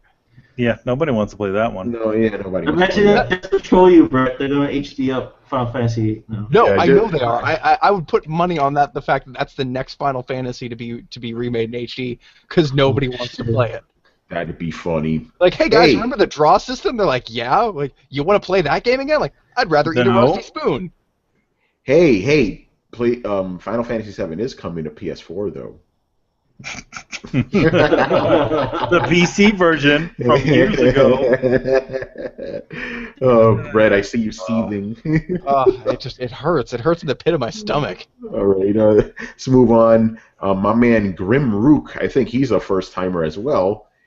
And he came on just to ask a simple question. All right. Oh boy. Why is Other Zinc so damn pathetic? Oh wow! I don't really want to answer that. We can't answer anything like the forum fight has now officially spilled into the show. Yeah. Brian gave his answer though. Brian said ignorance, but I just threw that in there. I don't even have it officially in our show notes. I just threw that in there real quick. Yeah, at the same, it's he obviously Other Zinc is Other Zinc, man. That's yeah, he loves his he really believes in his decision. He should probably be getting paid by Microsoft because because. Hey, all I gotta say is Other Zinc, thank you for commenting, taking time out of your day to come to our forums and stuff and comment. Take it out. But how did this guy got 2 masters in business degrees somehow with his insane rants? Like the way this guy writes and talks, I wouldn't even give him an associate's degree in anything. Okay, I want to take because I've been a little rough to Other Zinc on this episode, so I want to take an opportunity to say, like, look, dude, I respect you. I understand where you're coming from, and everybody gets a little passionate. And if anything, you've got integrity, and you've got that shit in spades. I think Other Zinc's deal is just that he's very happy with his Xbox, and probably doesn't understand how anybody else could not be happy with their Xbox as well, and thinks that we're all misguided. But I'm very happy with my PlayStation, and. He doesn't like that you're happy with your PlayStation. I say this though. My thing with the Xbox in general is when they've come with something that I want to play, then I will purchase one. At this point in time, I don't really want to play anything on an Xbox. Basically, that's it. I mean, I just don't have the money. I have an Xbox and I'm happy with it, but I don't know a million people. And I say that all the time, but he chooses not to challenge me on it. The things I say about it, like not liking Kinect and whatever. I don't like Kinect, and I wish I didn't have it, but I do. By the way, yeah, go ahead. Yeah, he doesn't argue from a place of facts or intelligence. His rants sound delusional. I don't think he has integrity. I think half the shit he makes up. And, I frankly don't think he's secure in his decision to buy an Xbox, which is why he rants and complains so much, which is a thing only insecure people do. If you're secure in your decision to own an Xbox and enjoy it, you don't need to go after people for enjoying PlayStation or thinking that their experience on PlayStation is great, and then try to demean it by constantly bringing up how Forza is running at 60 frames a second and other nonsense like that. Makes no freaking sense. Also, the fact that you constantly bring up things that are completely untrue, like that they're going to be Kinect games at E3, which is complete bullshit, and Microsoft even said they're not doing any more Kinect games. Like, where is that stuff coming from? Where are you pulling these facts from? It's like coming out of the air and reaching you, like God is dividing them to you. It's like, oh, don't worry. The same place where DX12 power is coming from too, Yeah, it's just I don't Brett, I don't agree with you. He doesn't have integrity. He's not even intelligent. So I'm just discounting his. He has integrity that. I'm just gonna undo everything. He has integrity the same way hip hop has integrity. He will stand by his guns, man. By the way, Brett, Blackstar, he hit me up on Twitter now. He wanted me to tell you fuck you because you don't like Final Fantasy VIII. Oh, whatever. Come on, that game sucks. Hey, Blackstar, you're my boy, but that game was bad, dude. That game was bad. No. Whatever. No. Sorry, man. Tell me what that ending was. What the fuck was that ending? Dude, I don't even know. Friggin' Squall with a hole in his head. What the fuck was that shit? In fairness, I liked Final Fantasy IX, so y'all could feel free to make fun of me for that. No, Final Fantasy IX was a good game. 9 was good. The only thing that went against 9 is the fact that a Dreamcast came out. Yeah, everybody moved on. Everybody saw Skies of Arcadia and said, "Oh my God, this is the future." Exactly. I was like, I'm moving on. But Blackstar did say he liked Final Fantasy 12, which is good. That's an underrated one as far as I'm concerned. I know they threw in what's his face, Vosh or whatever, just because they needed that preteen boy in there because they couldn't have. Remember that? Because the game was supposed to be about what's his face, the old dude. It was supposed to be about him. But then they're like, oh no, this won't market well. We need to throw this in there. That's them thinking about their female gamers. Mm-hmm. But the Japanese, right, Manny? Yes. Hey, Anita. We're bringing that back. That's them thinking about their female gamers. They put a sexy male character in the game for the ladies. Exactly. Ladies. But yeah, one of my favorite modern Final Fantasy has to be Last Remnant. So if you haven't played that, definitely do. Whoa, I don't think I played that one.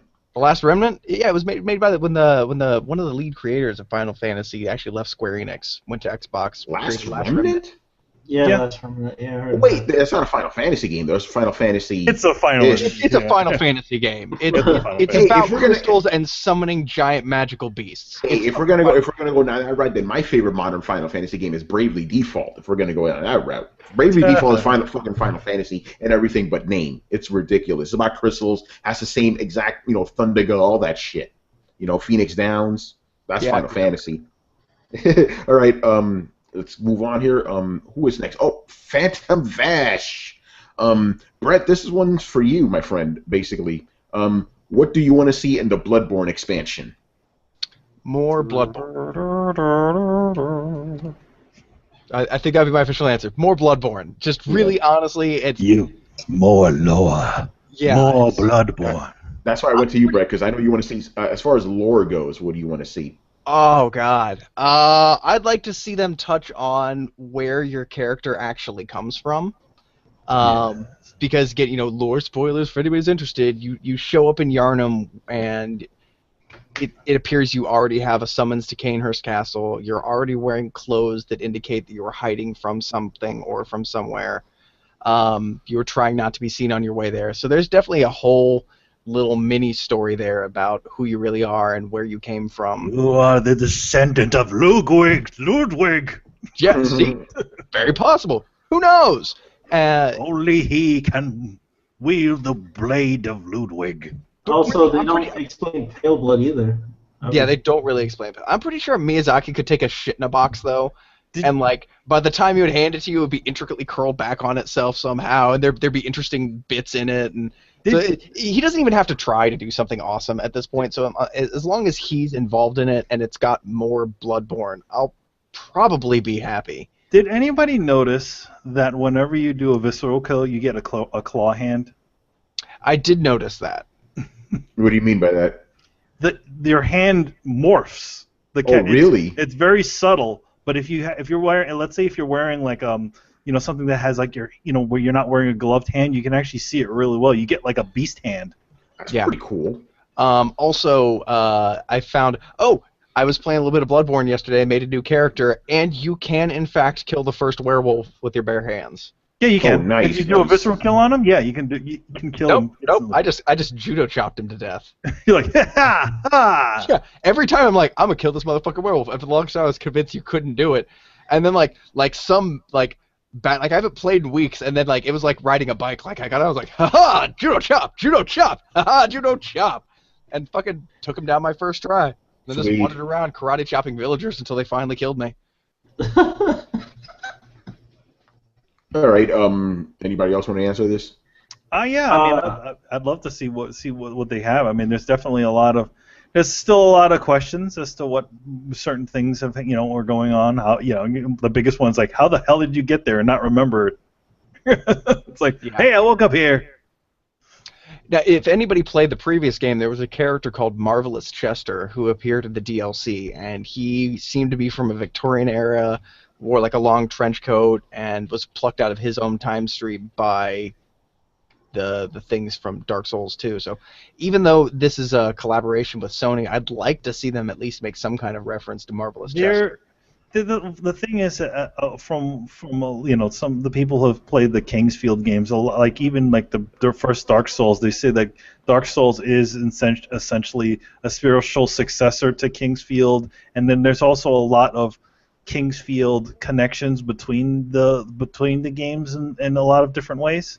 Yeah, but a lot of those are missing from this game. Like, Patches is in this game technically, but he's not called Patches, and they don't have the Moonlight Greatsword, which is a staple of most of their games. So it's led a lot of people to wonder, since this is a collaboration with Sony, since they don't want to. Well, I mean, the first one was, Demon Souls was a collaboration with Sony too. So yeah, it was. This is true, but I wonder if they used, like, say, Moonlight Greatsword in this game, if Sony would then have copyright claim to be able to use it in their games from then on.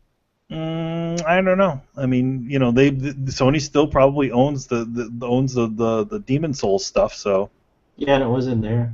Yeah, well, that's why they brought it to Dark Souls instead of Demon Souls. But I mean, wouldn't that be? Wouldn't friggin' Namco own the Moonlight Sword at that point? See what I mean?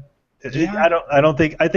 I think it's just a little fun Easter egg, throwback to the Kingsfield games that they're throwing in there. Can't they have some of that stuff? Just rename it.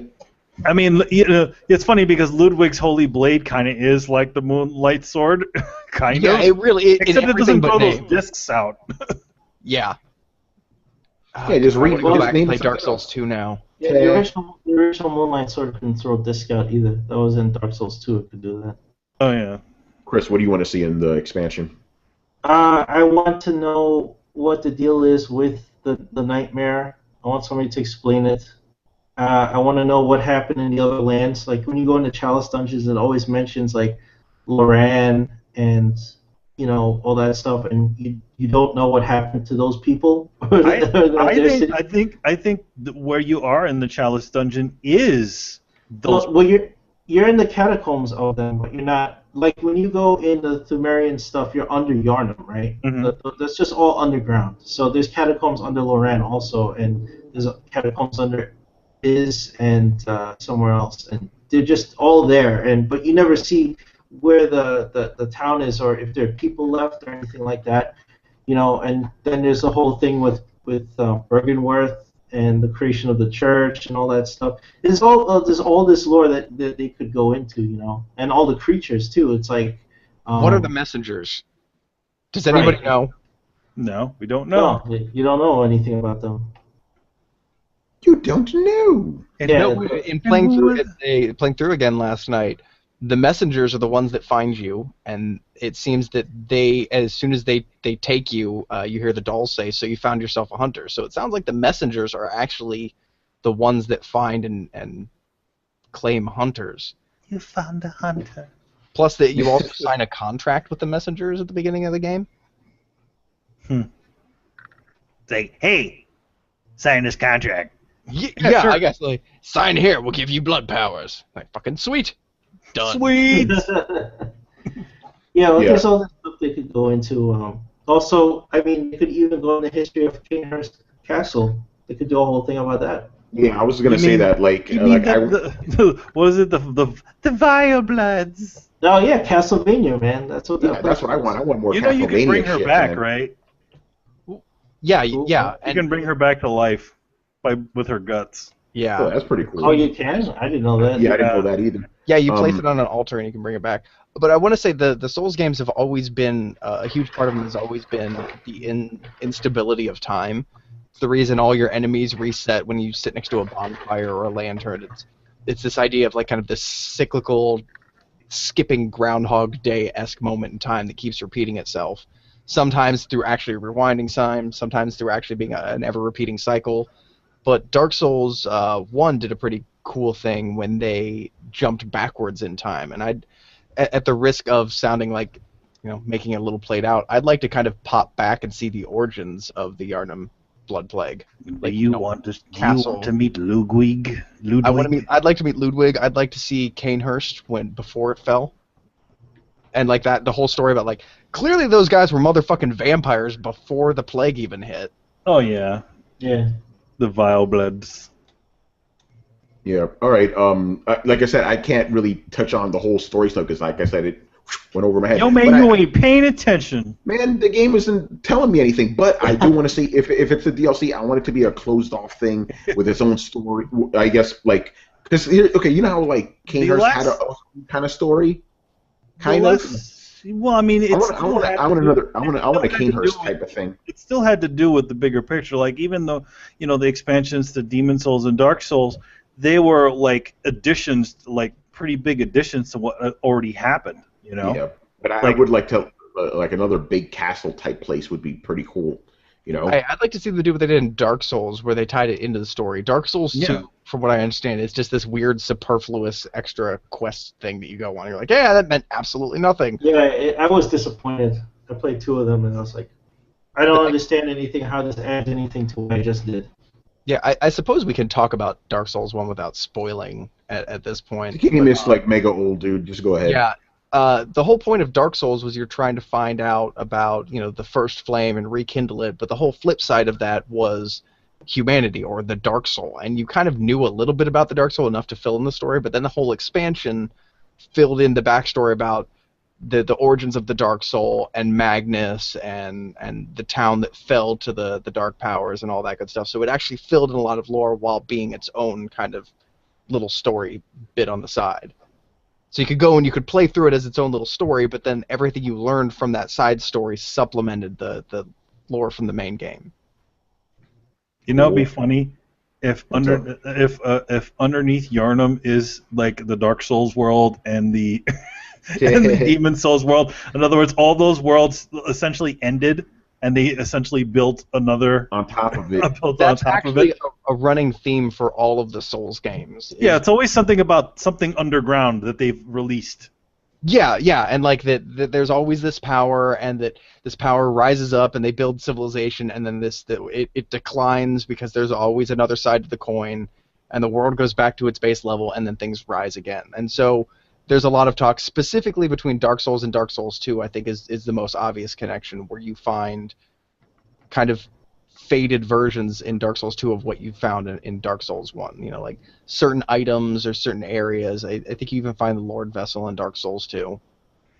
And then, even in this, in Bloodborne, though, they kind of in the way, even the way the Chalice dungeons and all that other stuff is, it always looks like shit built on top of shit built on top of shit, and they always allude to, even the old guy in the cathedral ward, he's like, oh, it's happening again, and even that crazy old guy, he's saying, oh, this is going to happen again. I don't think anybody's going to survive. It's like, wait, this has happened before? Yeah. It begs the question, and I wonder if the Thumerians have any relation to the giants from previous game. Because throughout each of the games, the giants appear to be a race of giants and a race of humans, and their interactions are always kind of at the core of the story, I guess. The giants have this kind of ability to tap an ethereal power that the humans covet.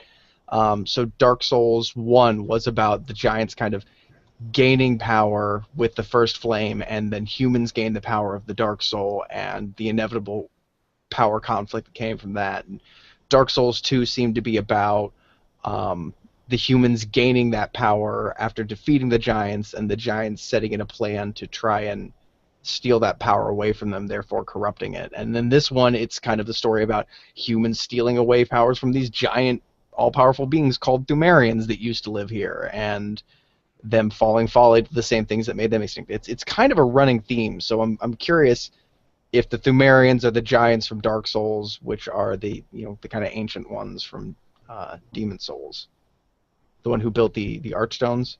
Mm-hmm. Yeah, I don't know. Well, you never saw the giants in Demon Souls. They were just implied. There's a destroyed Archstone, and I was like, oh, I wonder what the Valley of the Giants looks like. That's because you didn't have enough insight to see them.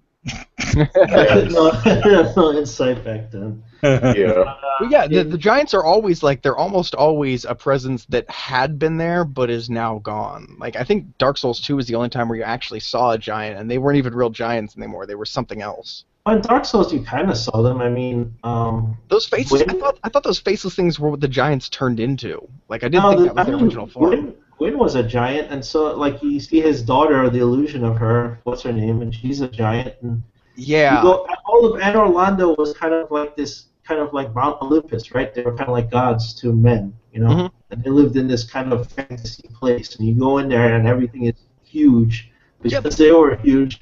Did they ever actually refer to that? Like, that's the thing I never understood, is whether Gwyn and his ilk were actually giants or whether they were another creature that were made gigantic by the power of the first flame.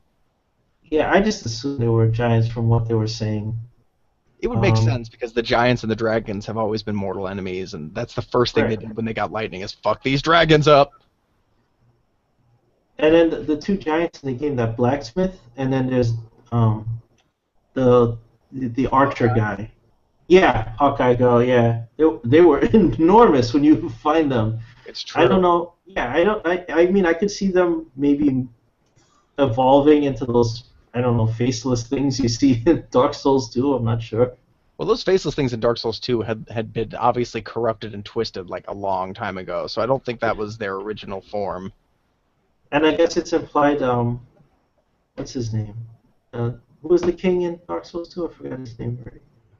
It was Varric, Valric, something like that. Yeah, that he stole the Lord Vessel. I guess that's what they were implying. He stole from them. You find a broken Lord Vessel. Yeah, I know. Yeah, I know. I thought like he stole this thing from them. I assumed like, oh, maybe he stole the Lord Vessel, and that's why they waged a war against them. You know. Yeah, the story I gathered from that one, being the lorehound that I was that they were trying to go with when Anne Orlando fell and all of the remaining hierarchy basically fled, that they fled across the sea to where Valric's kingdom was, and they brought with them tales of the Lord Vessel, in which Valric was like, I'm gonna go get that shit, and so he sailed back to Anne Orlando, fought off the darkness, pulled the Lord Vessel back, defeated the four lords, and basically remade the world after he brought it back. And when he brought it back with him, he also brought back what's her name? The Queen Giant. Yeah, well, she was just a fragment of Magnus, right? Yeah, and so the whole story was basically she was the embodiment of a fragment of Magnus, and so Magnus, never actually being killed, had been spread out into the world and subtly manipulated Valric in an effort to get him to bring back the Lord Vessel and everything to completion so that she could just take it away from him. Damn. All that lore and stuff. So yeah, maybe the DLC will bring some more of that crazy type of lore and all that.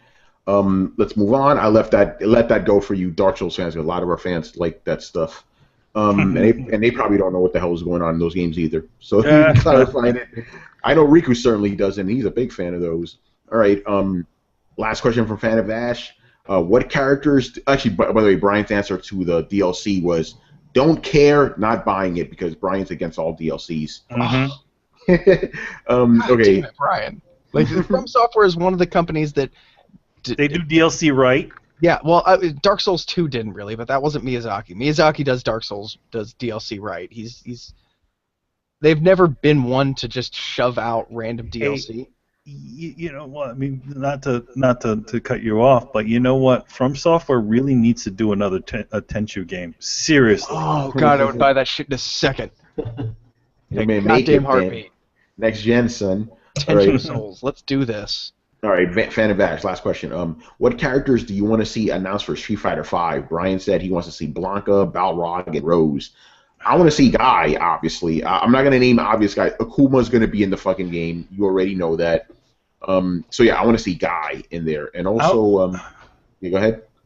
I'm going to say I want to see a fucking new character. Stop friggin' serving me the same goddamn Street Fighters from 20 years ago. Here's the problem, though, Manny. When they did that with Street Fighter 3, nothing but new characters, people got mad. And then when they brought back nothing but old characters, people liked it in Street Fighter 4. Whatever. Get some new characters in there. There should be somewhere in between, shouldn't there?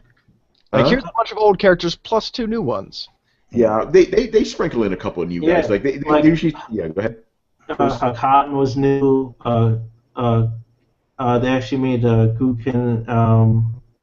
Street Fighter 4 actually had a lot of like new people. Yeah, they had a lot of new people, but still, it's like, I mean, why do you even need to announce Blanca or any of those characters? Just throw them in there. Announce new characters. Don't fucking. Oh, hey, look, we've got Blanca in there. Yeah, we knew Blanca was going to be in there. But you know what's going to happen, right? They put out the trailer for the new character. Okay, that's cool. Here's Blanca. Oh my God, Blanca! Yeah, I remember. like last time, it's like, what was it? Capcom's big trailer was like, hey, look, we got M. Bison in the game, and you're like, so? That's like saying coffee now with cream and sugar. Yeah, it's like, hey, it's like, hey, guess what? Ryu's going to be in the next Street Fighter game. Yeah. So that's what I'm going with. Even I know he's going to be in the game too. I want to see Guy, obviously, because Guy's fucking awesome. And they already announced Charlie. By the way, I like Charlie more. I like Charlie too, but again, I like Charlie more than Guile. I'm just being honest. I like Charlie. I'm glad that you get to see him from an old, like an older character. But I mean, if you're gonna just start throwing characters, throw characters that you didn't, some characters from other games in there too. Just like Commando. Dude, you know what I want to see brought back? Throw Captain Commando in there. Fuck it, whatever. You know who I want to see brought back? A Honda. E-Honda? No, a Honda. The car level you beat up. Yes. Or what about Eagle from Street Fighter 1? No, nobody, no takers on that one. There you go, Manny. Manny, that's a valid answer. Sure, Eagle, but There Eagle was in Street Fighter Alpha, so. Can I say? Can you bring back the? Can you announce Dalzim that's not nerfed to hell? Sure. The unnerfed Dalsim. You know that's not. I know that's not Dalsim. Like I can't even do his like. There you go. That's it. He's jazzy, Tony. I'm trying to think of like other Capcom guys I want in this game. It's like Mega Man and Street Fighter. He was already kind of in one. He was in, Marvel versus and stuff. But yeah, he was in Marvel versus, and he's also in SNK versus Capcom. Oh no, Street Fighter versus Tekken. He's in there. The fat one from the covers. The really horrible looking one from the old Nintendo game. Oh God. Yeah, that really lousy drawing. They made him into a character. What? Oh God. He's like, I'm Mega Man. He's something like that. That looks like a Jersey guy in a spandex suit. Oh no. Yeah, that's it. With the little ray gun. Yeah, yes. Yeah. All right, Chris. What about you, man? I think I'd like to see Alex back. I know there was a grappling for Abel, but I preferred Alex. I love Street Fighter 3, so I'd like to see some of those guys come back. Yeah, I mean they had Ibuki they brought back. Yeah, they brought her back in the boxing guy. And Hugo. They brought back most of the cast of Street Fighter 3. Eventually. I guess just to just have fun stuff, like throw Rufus in this one too. The really fat guy from 4. He looks like he can't fight, but he actually fights. He can fight really well, yeah. Yeah, throw Jury in this one too. I guess that'll be fun. She's a good fighter. I can't really think. I mean, if you're gonna go all out like Capcom, you really should go all out. When you look at your bank statements, you really should go all out and just throw everyone in there. Like the roster should just be take Alpha, Street Fighter 3, original Street Fighter, just everyone. Just everybody in there. Like find anyone. Just throw Rolento, everyone, just in there. Roland. You could bring back Gil, right? The mark of my dignity shall scar thy DNA. Yeah, just everyone. You throw him in there. Throw him in there too. Like everyone should be in there. Like freaking Thunderhawk too. Throw him in there. Throw Bionic Commando in there too. Put Birdie in there. Birdie, should be in there. Yes, boss. Or Lee, the ninja. Oh yeah, that'd be cool. There's a lot of people they could throw in there. A lot of fun stuff. The roster should be like the biggest one ever. It should literally span everything. It's gonna be so big they'll just call it Capcom. You know what? What? I want them to bring. You know who I want them to bring back? Skullomania from the 3D Street Fighter game. Oh, that bring one. Him back. Okay, See, throw there him you in go. there too. Yeah, put Skullomania in there. Why not?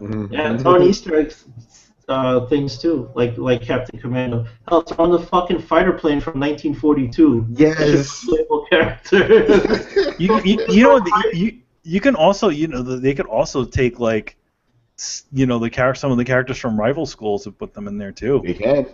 Man, Rival Schools. I used to love that game. Rival Schools is awesome. I did There like you go. Rival Schools. That game was so Japanese. Yeah, it's literally two high schools fighting against each Yeah, other. that is. You Yeah, don't but get all more the Japanese than stereotypes, that. like the baseball player with like the big fucking bat, the Yes. cleats, like everything was just so stereotype. Yeah, the soccer guy. The swimming guy. That's the guy. Or the what was that guy who beat you with the cane? He's like the Kempo guy. Oh yeah, he was the coach. He would just slap you. He slapped you. Yeah, he had one of those wooden game, swords. man. Yeah. That was a fun game. All right, let's get on to the last questions here from Black Star, who we mentioned before. He has 3 questions, and they're all following a certain theme, which will be made apparent to you after you hear the second one. All right, the first one is, what is your favorite post-apocalyptic story? It could be a movie, book, or a game. Brian's answer was Rage. All the ugly chicks died. No, really, they all died. Rage was the game that failed, obviously. I don't know. I don't have a one specific answer. Like the only. By the way, all these. I'll tell you later what they're all inspired by. I'm gonna go. The first one I'm thinking about is Fist of the North Star. That was one of my favorite ones. Ooh, yeah. Really fun. Obviously, Mad Max is another one. Can I say Last of Us, even though that's kind of newish? You can say that. You can even say Planet of the Apes. Planet 8, no, that counts. That I'm gonna does throw count. Attack on Titan in there before anybody else does. Okay, that's a good one too. Damn, man, that's a good Planet of the Apes. Yeah, right about that. Post-apocalyptic. Yep. I liked I Am Legend, not the movie, the actual, The book. The book. I like that one. I liked the Last Man on Earth and the Omega Man as well. Again. I'll come up with more stuff. Manny, go ahead, man. I mean, you said most of the ones I said. I said Planet of the Apes, Mad Max, shit. Does Escape from L.A. count? Yes. Oh, wait, no. Both of those count. Escape from New York is not really post-apocalyptic. Yeah, it is. Is it? Yeah, I think it is. Yeah. It's like Manhattan is a prison island and everything is destroyed. All right, sure. Why not? Judge Dredd too counts, right? Judge Dredd. Judge Dredd, yeah, Judge for Dredd, sure. yeah. All right, Chris, get in here. Fallout and Mad Max are kind of close. Let's see. I would definitely. Yeah, Judge Dredd is great. I don't know. I think you hit on all the. Yeah, he's like, let me hit all of them. Yeah, you hit them all. Like, yeah. So like Planet of the Apes, that's a big one. Yeah, Planet of the Apes. Yeah. I liked Fallout 3 that you got to walk into the sunset with your dog. Yes. Like the whole fact that like you walked around with your dog that whole game and you ended the game just you and your dog. Like I thought that was pretty fucking cool. As opposed to like finding a lady love or a family or a town that supports you, blah blah blah, or any one of the tied up loose ends. Like nope, you're a wanderer, so you wander, but you got your dog. Like that. Yeah. That kind of hits home. I like that. And your buddy mutant. Yeah. Also Portal 2. That does count. That does count. I really like how that, even though it was very minimalist in its post-apocalyptic, I like how it kind of painted the world as this kind of stark, empty place that only these weird, empty machinations kind of keep doing this thing that they're doing, even though they don't really know why. Like it was cool to see the wheels of humanity still spinning after humanity kind of seems to have died away. Any others you have?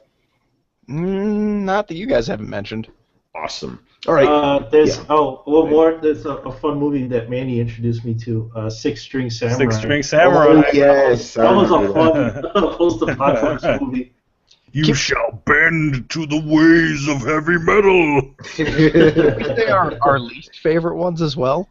Why not? The third Resident Evil movie. Afterlife, yes, terrible. Yes, Resident Evil, and every subsequent Resident Evil movie that follows that one. I'll say The Postman with Kevin Costner. That was a dumb movie. Hey, also Waterworld. Waterworld. I was gonna say Waterworld Waterworld. was bad. Escape from L.A. Yeah. Escape from By- New York is awesome. L.A.'s. Yeah. By the way, going back to post-apocalypse that I liked, Dawn of the Dead, that counts too. Well, that was more apocalyptic, not post-apocalyptic. The beginning was apocalyptic. The rest was post-apocalyptic. They were just in the mall and stuff. Yeah, but, I guess. But like Day of the Dead, that would be really post-apocalyptic. Yeah. Does 12 Monkeys count? Part of it does. Part of it does, yeah. Like, but Chris, if you say that, you can say Terminator. I was about to ask if Terminator counts. I was thinking that too. But 12 Monkeys was really weird. Like Terminator is kind of straightforward. Like part of it is like it's all coming from the post-apocalypse, you know. And they're like, let's go back and fix it. This doesn't happen, you know. What about some of the dystopian movies like damn, I forgot the one with Christian Bale. He knew a bunch of crazy kung fu. Equilibrium. Like that's kind of post-apocalyptic, right? I mean, it's more dystopian, but I mean, in dystopian stories in general, kind of take place after some kind of weird apocalypse. But yeah, I don't know. I think that's a different genre. Snowpiercer, even though that's Snowpiercer. Yeah. Only because if you watch that movie like I did all the way through and had investment, everything's fine until about 15 minutes towards the end, and they see a fucking polar bear out in the wilderness and wander off into the snow, and you're left to make only two conclusions. One, this bitch thinks that because a polar bear can survive, she can survive. And two, if these are truly the last two humans, she's gonna fuck that baby. Oh, what? I'm sorry, take it through to conclusion. There's only two people left. One's a 2-year-old black kid, and the other one's a female Asian. Either humanity dies out, or she fucks that baby. Ooh, what about The Road? The Road, yes, definitely. Yeah, that's a good one. There was a couple of fun ones from the 80s. Like, what was the game? It was a Rebecca Howard movie. The one where he's a robot? Cyborg? No, not Blade Runner. No, it's one. He played another one where he's like a weird robot, but he's like a protector robot. Not Cyborg, right? Not Cyborg. No, that's Van Damme, right? Okay, that's Van Damme. That's okay. Van Damme. I know the Rutger Hauer one you're talking about. Yeah. Is it the one? Is it the one where it was like the alternate future where the Nazis won? No, that's Fatherland. I know what you're talking about. Yeah. Yeah. No, I don't think that counts though, because it's not really post-apocalypse. It's like alternate future. It's Blood of Heroes. Oh, okay. Yeah, and they played like a weird version of football with like a dog skull. It was very weird. It was a weird movie, but it was fun. I like that movie. You could say, well, no. What's that thing? The Running Man is not post-apocalyptic. No, that's dystopian. Logan's Run was though, right? Yes, Logan's Run was also another really great one. There's a lot of them. All right. Which I hear that might be getting a remake. Of course, everything's getting remade now. All right, next question. I think this is where you guys are going to sense this theme. If the world was ending, what are the last 3 things you would love to do since there would be no repercussions? And he puts in parentheses, unless you believe in Jesus or something silly like that. Okay, this is Brian's one. He goes, 1, kick the heads of EA, Activision, and Ubisoft in the nuts or vaginas. Drive at 200 miles per hour and travel to the exosphere. I've been trying to come up with an answer for this, and I can't. Is the third one really an option, Brian? Yeah, yes. It seems kind of far-fetched. Like, because I'm thinking you're going to do criminal things, right? Because. Well, I'm going to answer this as if it were things that you could naturally actually do. Yeah, that's what I'm trying to do too. Like, I would probably kill someone just to see what it's like because the world's ending. Why the fuck not? Take a knife and shoot a man to watch him die? No, I wouldn't do that. I would take a knife and put it in his eye. You know, like let's get close and personal. Why not? The world's gonna end. Fuck it. I'm gonna create a society like Immortal Joe from Max Fury Road. Oh man, you're gonna do that? Yeah, I'm gonna do that. I'll be that. So that's what I'm gonna kill. The water. I'm gonna kill someone, obviously. Obviously. Jeez. I have to kill. The world's ending. Fuck it. Kill somebody. Kill a few people. Kill a bunch of people. The world's ending. Tony, I'm staying away from you after the world ends. The last thing I don't know what number 2 is. The second one is I want to kill myself. Because if the world's gonna end, I'm gonna just do it myself just to see what that's like. Like, hey, let me see what it's like to go to the roof and just, you know, why not? The second one is Why not? Because you can watch the world end. That's a good point. Like, how will depends on how the world's gonna end. Yes, if it's gonna end like a Mad Max end, where it's like, in other words, a horrible apocalypse happens and only a few people live, there's that, or there's there's like a huge meteor hitting the Earth.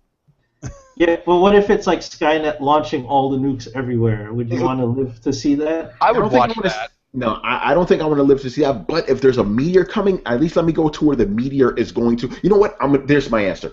I want to die in the way that the world is going to end. So I want to be wherever the point zero is. So that's my answer. Not throwing on myself over. I want to die by whatever ends the world. So if it's nuclear bombs, I want to be where the nukes go off. If it's aliens, I want to be where the aliens land. If it's a meteor, I want to be where the meteor hits. I don't want to see. Before you die, you can go, huh? Don't see that every day. Yeah, exactly. Because you're right. It's like that's a pretty mundane. It's like, okay, I'm gonna throw myself in front of a car. I'm gonna throw myself over. That's boring. I want to die by a meteor. That's cool. And if there's an afterlife, you'll have a hell of a story to tell people. What did you got? A drunken car accident? I had a moon thrown at me. Exactly. The goddamn moon fell on me. Galactus came to the Earth and sucked all the life from the planet. Dude. Imagine, dude, I was right there where he set up that crazy shit. I was in New York when it happened, man. It was nuts. I don't know about you guys, but I'd watch an RPG at something. Where were you when the world ended? Dude, man, yeah, it's like, how'd you die, man? My dog killed me. That's boring. I got killed by a meteor, bitch. Why'd your dog kill you anyway, you motherfucker? What kind of horrible person are you? Till you run into that one woman in heaven whose face was eaten off by a monkey, and you're like, ooh, you win. Oh, Brett, you are funny assuming we're going to go to heaven if it exists. We're going to go where the party is, baby. We're going to hell. Hey, wherever I end up, I'm pretty sure it's going to be with the lady whose face was eaten by a monkey, because that just seems to be my luck. Oh, man. That's brutal. Okay, so number 1 is I'm going to kill someone. Number 3 is I want to die by whatever is going to end the world. I'll come up with number 2 later, but somebody else go in there. I would launch an RPG at something, and I would do all the drugs. Probably the second one followed by the first one, because I think it'd be more fun in that order. And I mean, like, when I say do all the drugs, I mean like Hunter S. Thompson, like, fuck it, it doesn't matter, let's smoke a joint the size of a baseball bat and see how much coke we can blow. I don't even do coke. I can't believe I forgot the obvious one. Since the world's ending, empty my bank account, go to a brothel, a high-price one, and just fuck every chick I can that I can afford until my money runs out. Just like drain myself of liquids. Do you think that the hookers would still be working? Yeah, you got to think about that one. It's like, we're going home. Like, we're going home. The world's ending. There's the alternative, but I'm not going to say that live. And I'm going to do that. That's too horrible. I'd rather kill someone than that other stuff. But I'm assuming there's probably... Oh, did Tony freeze? Okay. But yeah, I'm assuming there's some loose women that's like, fuck it, the world's ending. Fine, give me the money. Even I can't do anything with this money. It's useless now. This money means nothing to me. Yeah, I think they would be of the same mindset. So I don't think you'd need the money so much. You know what? Just go to. You're right. Just show up at a brothel. They're probably like, you know what? We're doing God's work here. So there you go. I hit up a brothel and you stay there for like a week or something before the world ends, and then see that would be this is a sequence of events because I'm pretty sure the cops won't give a shit anymore. So I'll kill somebody, right? Spend about a couple of days at the hooker house, and then go to where the world's going to end. That's the sequence of events. See, Tony, here's what I think you should do. I don't think you should go to a brothel. I think you should for the scenario in a bucket list. Kill a hooker? No. Go out and use every terrible pickup line that you were sure would never work, but actually might work because it's the end of the world. I would just roll up to a bitch and be like, hey, do you have any Puerto Rican in you? Do you want any?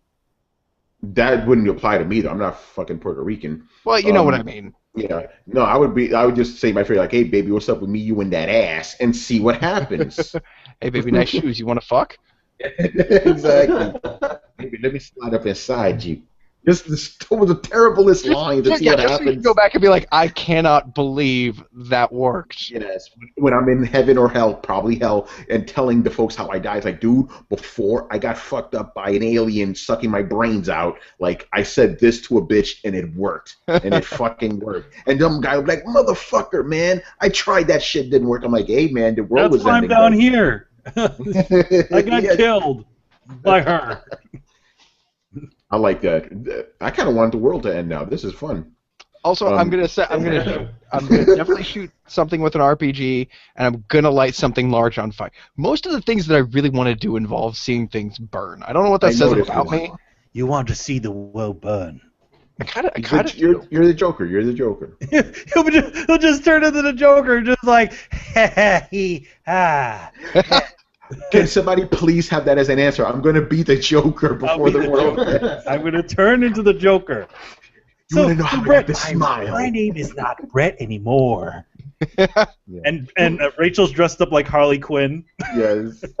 Yeah, fuck it, why not? Yeah. Want to know how I got these scars? You ever want to know how I got these scars? that was pretty good. That was good, yeah. All right, Chris, get in here, man. Well, I was thinking, like, I do have, like, the typical option where it's like, you know, just, like, do all the drugs and drink and spend time with my girlfriend and say goodbye to everyone. Or I came up with my other option, which I like, is amass an army. I would bust into a fucking gun shop like Commando, take all the weapons, head to Area 51 and break into that shit, steal the Aurora plane or whatever fucking UFO they have in there, go pick up Brian so I can take him to the exosphere, and then I'm living in outer space. And you're not going to make this. You're not going to make the mistake that Jeff Goldblum did, and you're not going to create a virus using a Mac. No, I'm just going to take the instructions and fly the shit out of there. See, Chris, now you gave me an idea. I would fly to Area 51, right? And I use the time machine they have in there because they have to have a time machine that would prevent the apocalypse, and I'd be the hero. You guys have read too many comic books. Or you think so? Or you are the one who caused the time paradox that destroyed the world. Yeah, I can see Tony flies all the way to Area 51, breaks in, murdering dozens of people in his wake, jumps in the time machine, appears like 20 minutes before the apocalypse happens, 12 feet above the ground, and then just drops down on his past self, killing him, creating a time paradox, and ending the universe. That ends the universe right there. I created the apocalypse. A fucking spaceship. We're creating a very interesting story, by the way. We're all interconnected somehow. Very interesting. Unless we break into Area 51 and find out that they only make cutting-edge appliances, and I'll be very disappointed. I mean, this is what you motherfuckers are guarding? Son of a bitch, the next George Foreman grill? But this high-efficiency washer only uses a cup of water. And then as you're doing that, you see the Akira ball. Yeah. Oh, yeah, that's it. Everything. You're like, hey, what's that over there? Oh, don't worry about that thing. Don't touch it.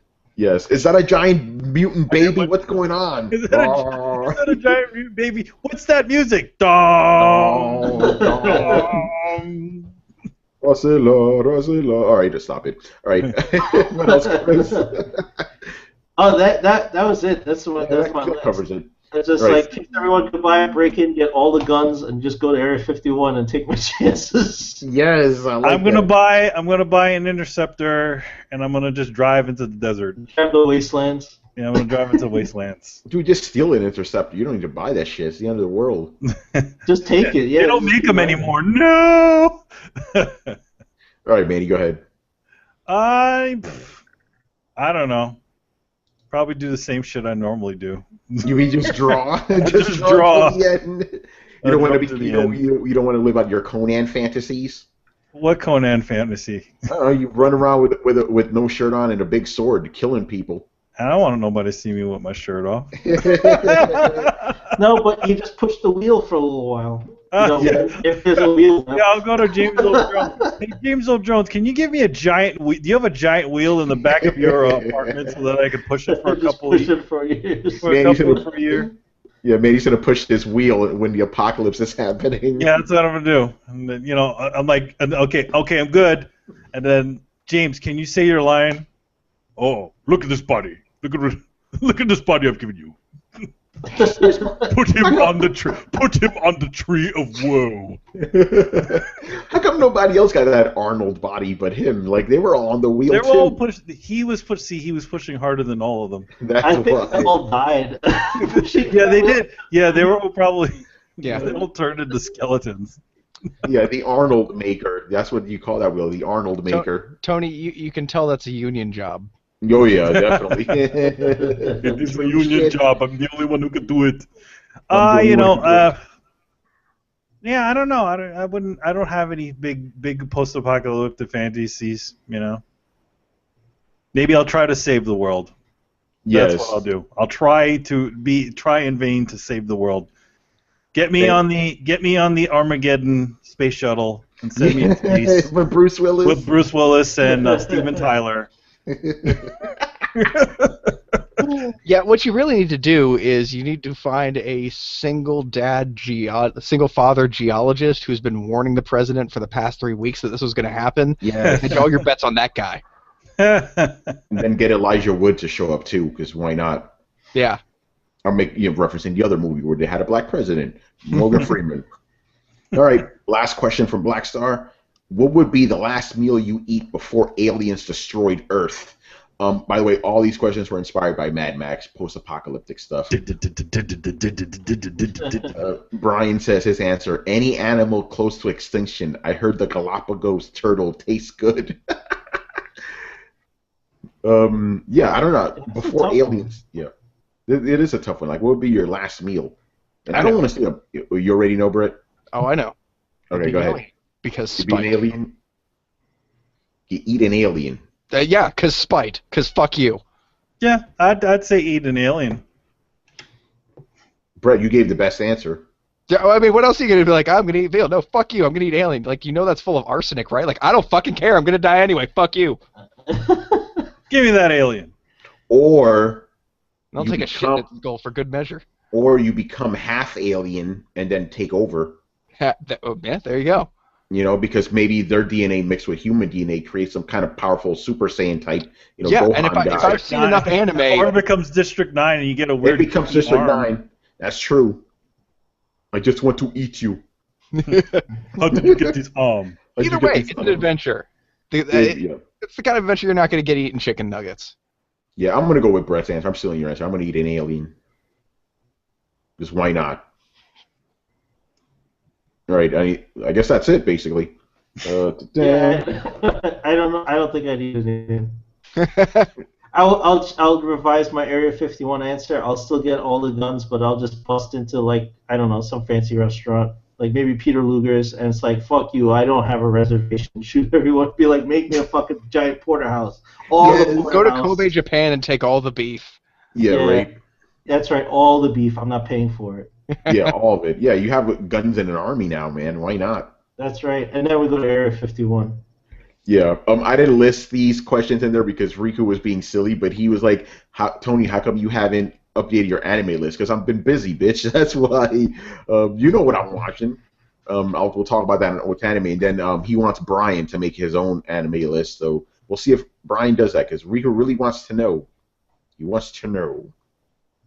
And, Yeah, also, it poses to you guys, or any of our listeners for that matter, I am both out of anime to watch, and I've reached the point in my budget where I've nickeled and dimed my way up to a possible video game purchase, but I don't know what to play. Does anybody have any suggestions?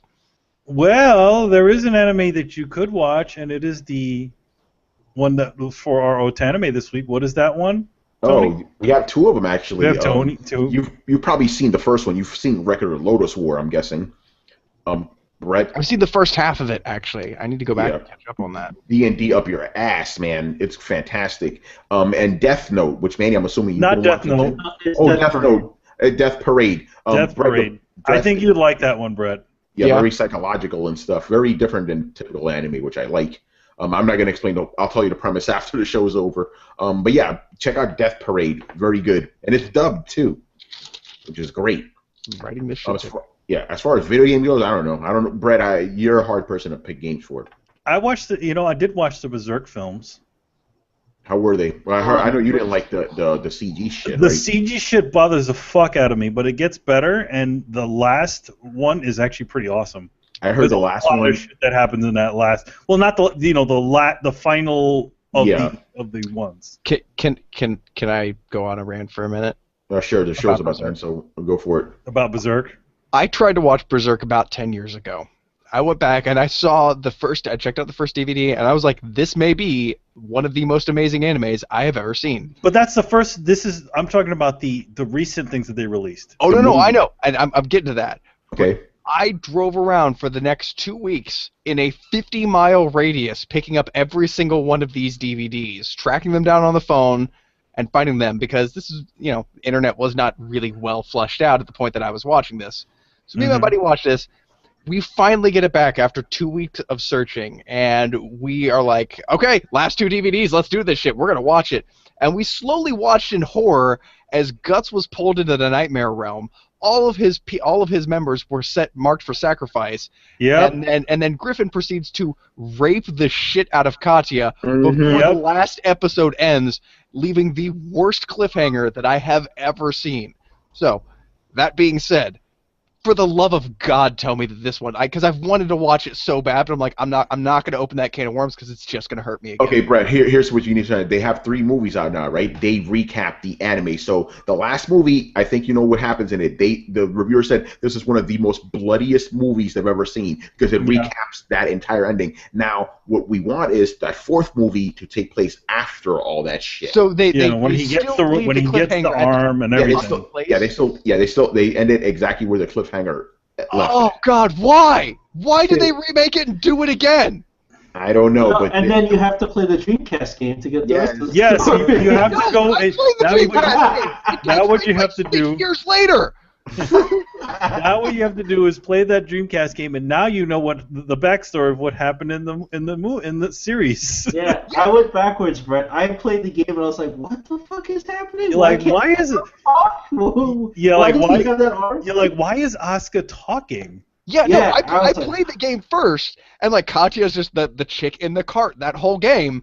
And then, like, you find out, like, she's getting raped. You're like, okay, so clearly we go for the point of we get out of the nightmare zone fucking somehow. He gets a mechanical arm from somewhere, and then all these B-list characters fucking show up and Katya's in a wagon. Like, there is still a huge gap between the end of the movie and the beginning of the video game. So the only way to experience the story is like, okay, watch the movies and then pick up like 8 volumes of the anime, and then you can play this game on a system that doesn't even fucking exist anymore. Get your shit together, people! Or you can just read the manga. Oh yeah, just read the manga. Yeah. But the plan is that after the 3rd movie that was just released like a year ago, now they're going to pick up where they left off. So we will finally get to see it, Brett. We'll finally get to see it in a truncated version because it's still a movie. The one thing about those movies, man, it just bugs the hell out of me. It's just all that stupid CG, and I don't understand what the rhyme or reason of it.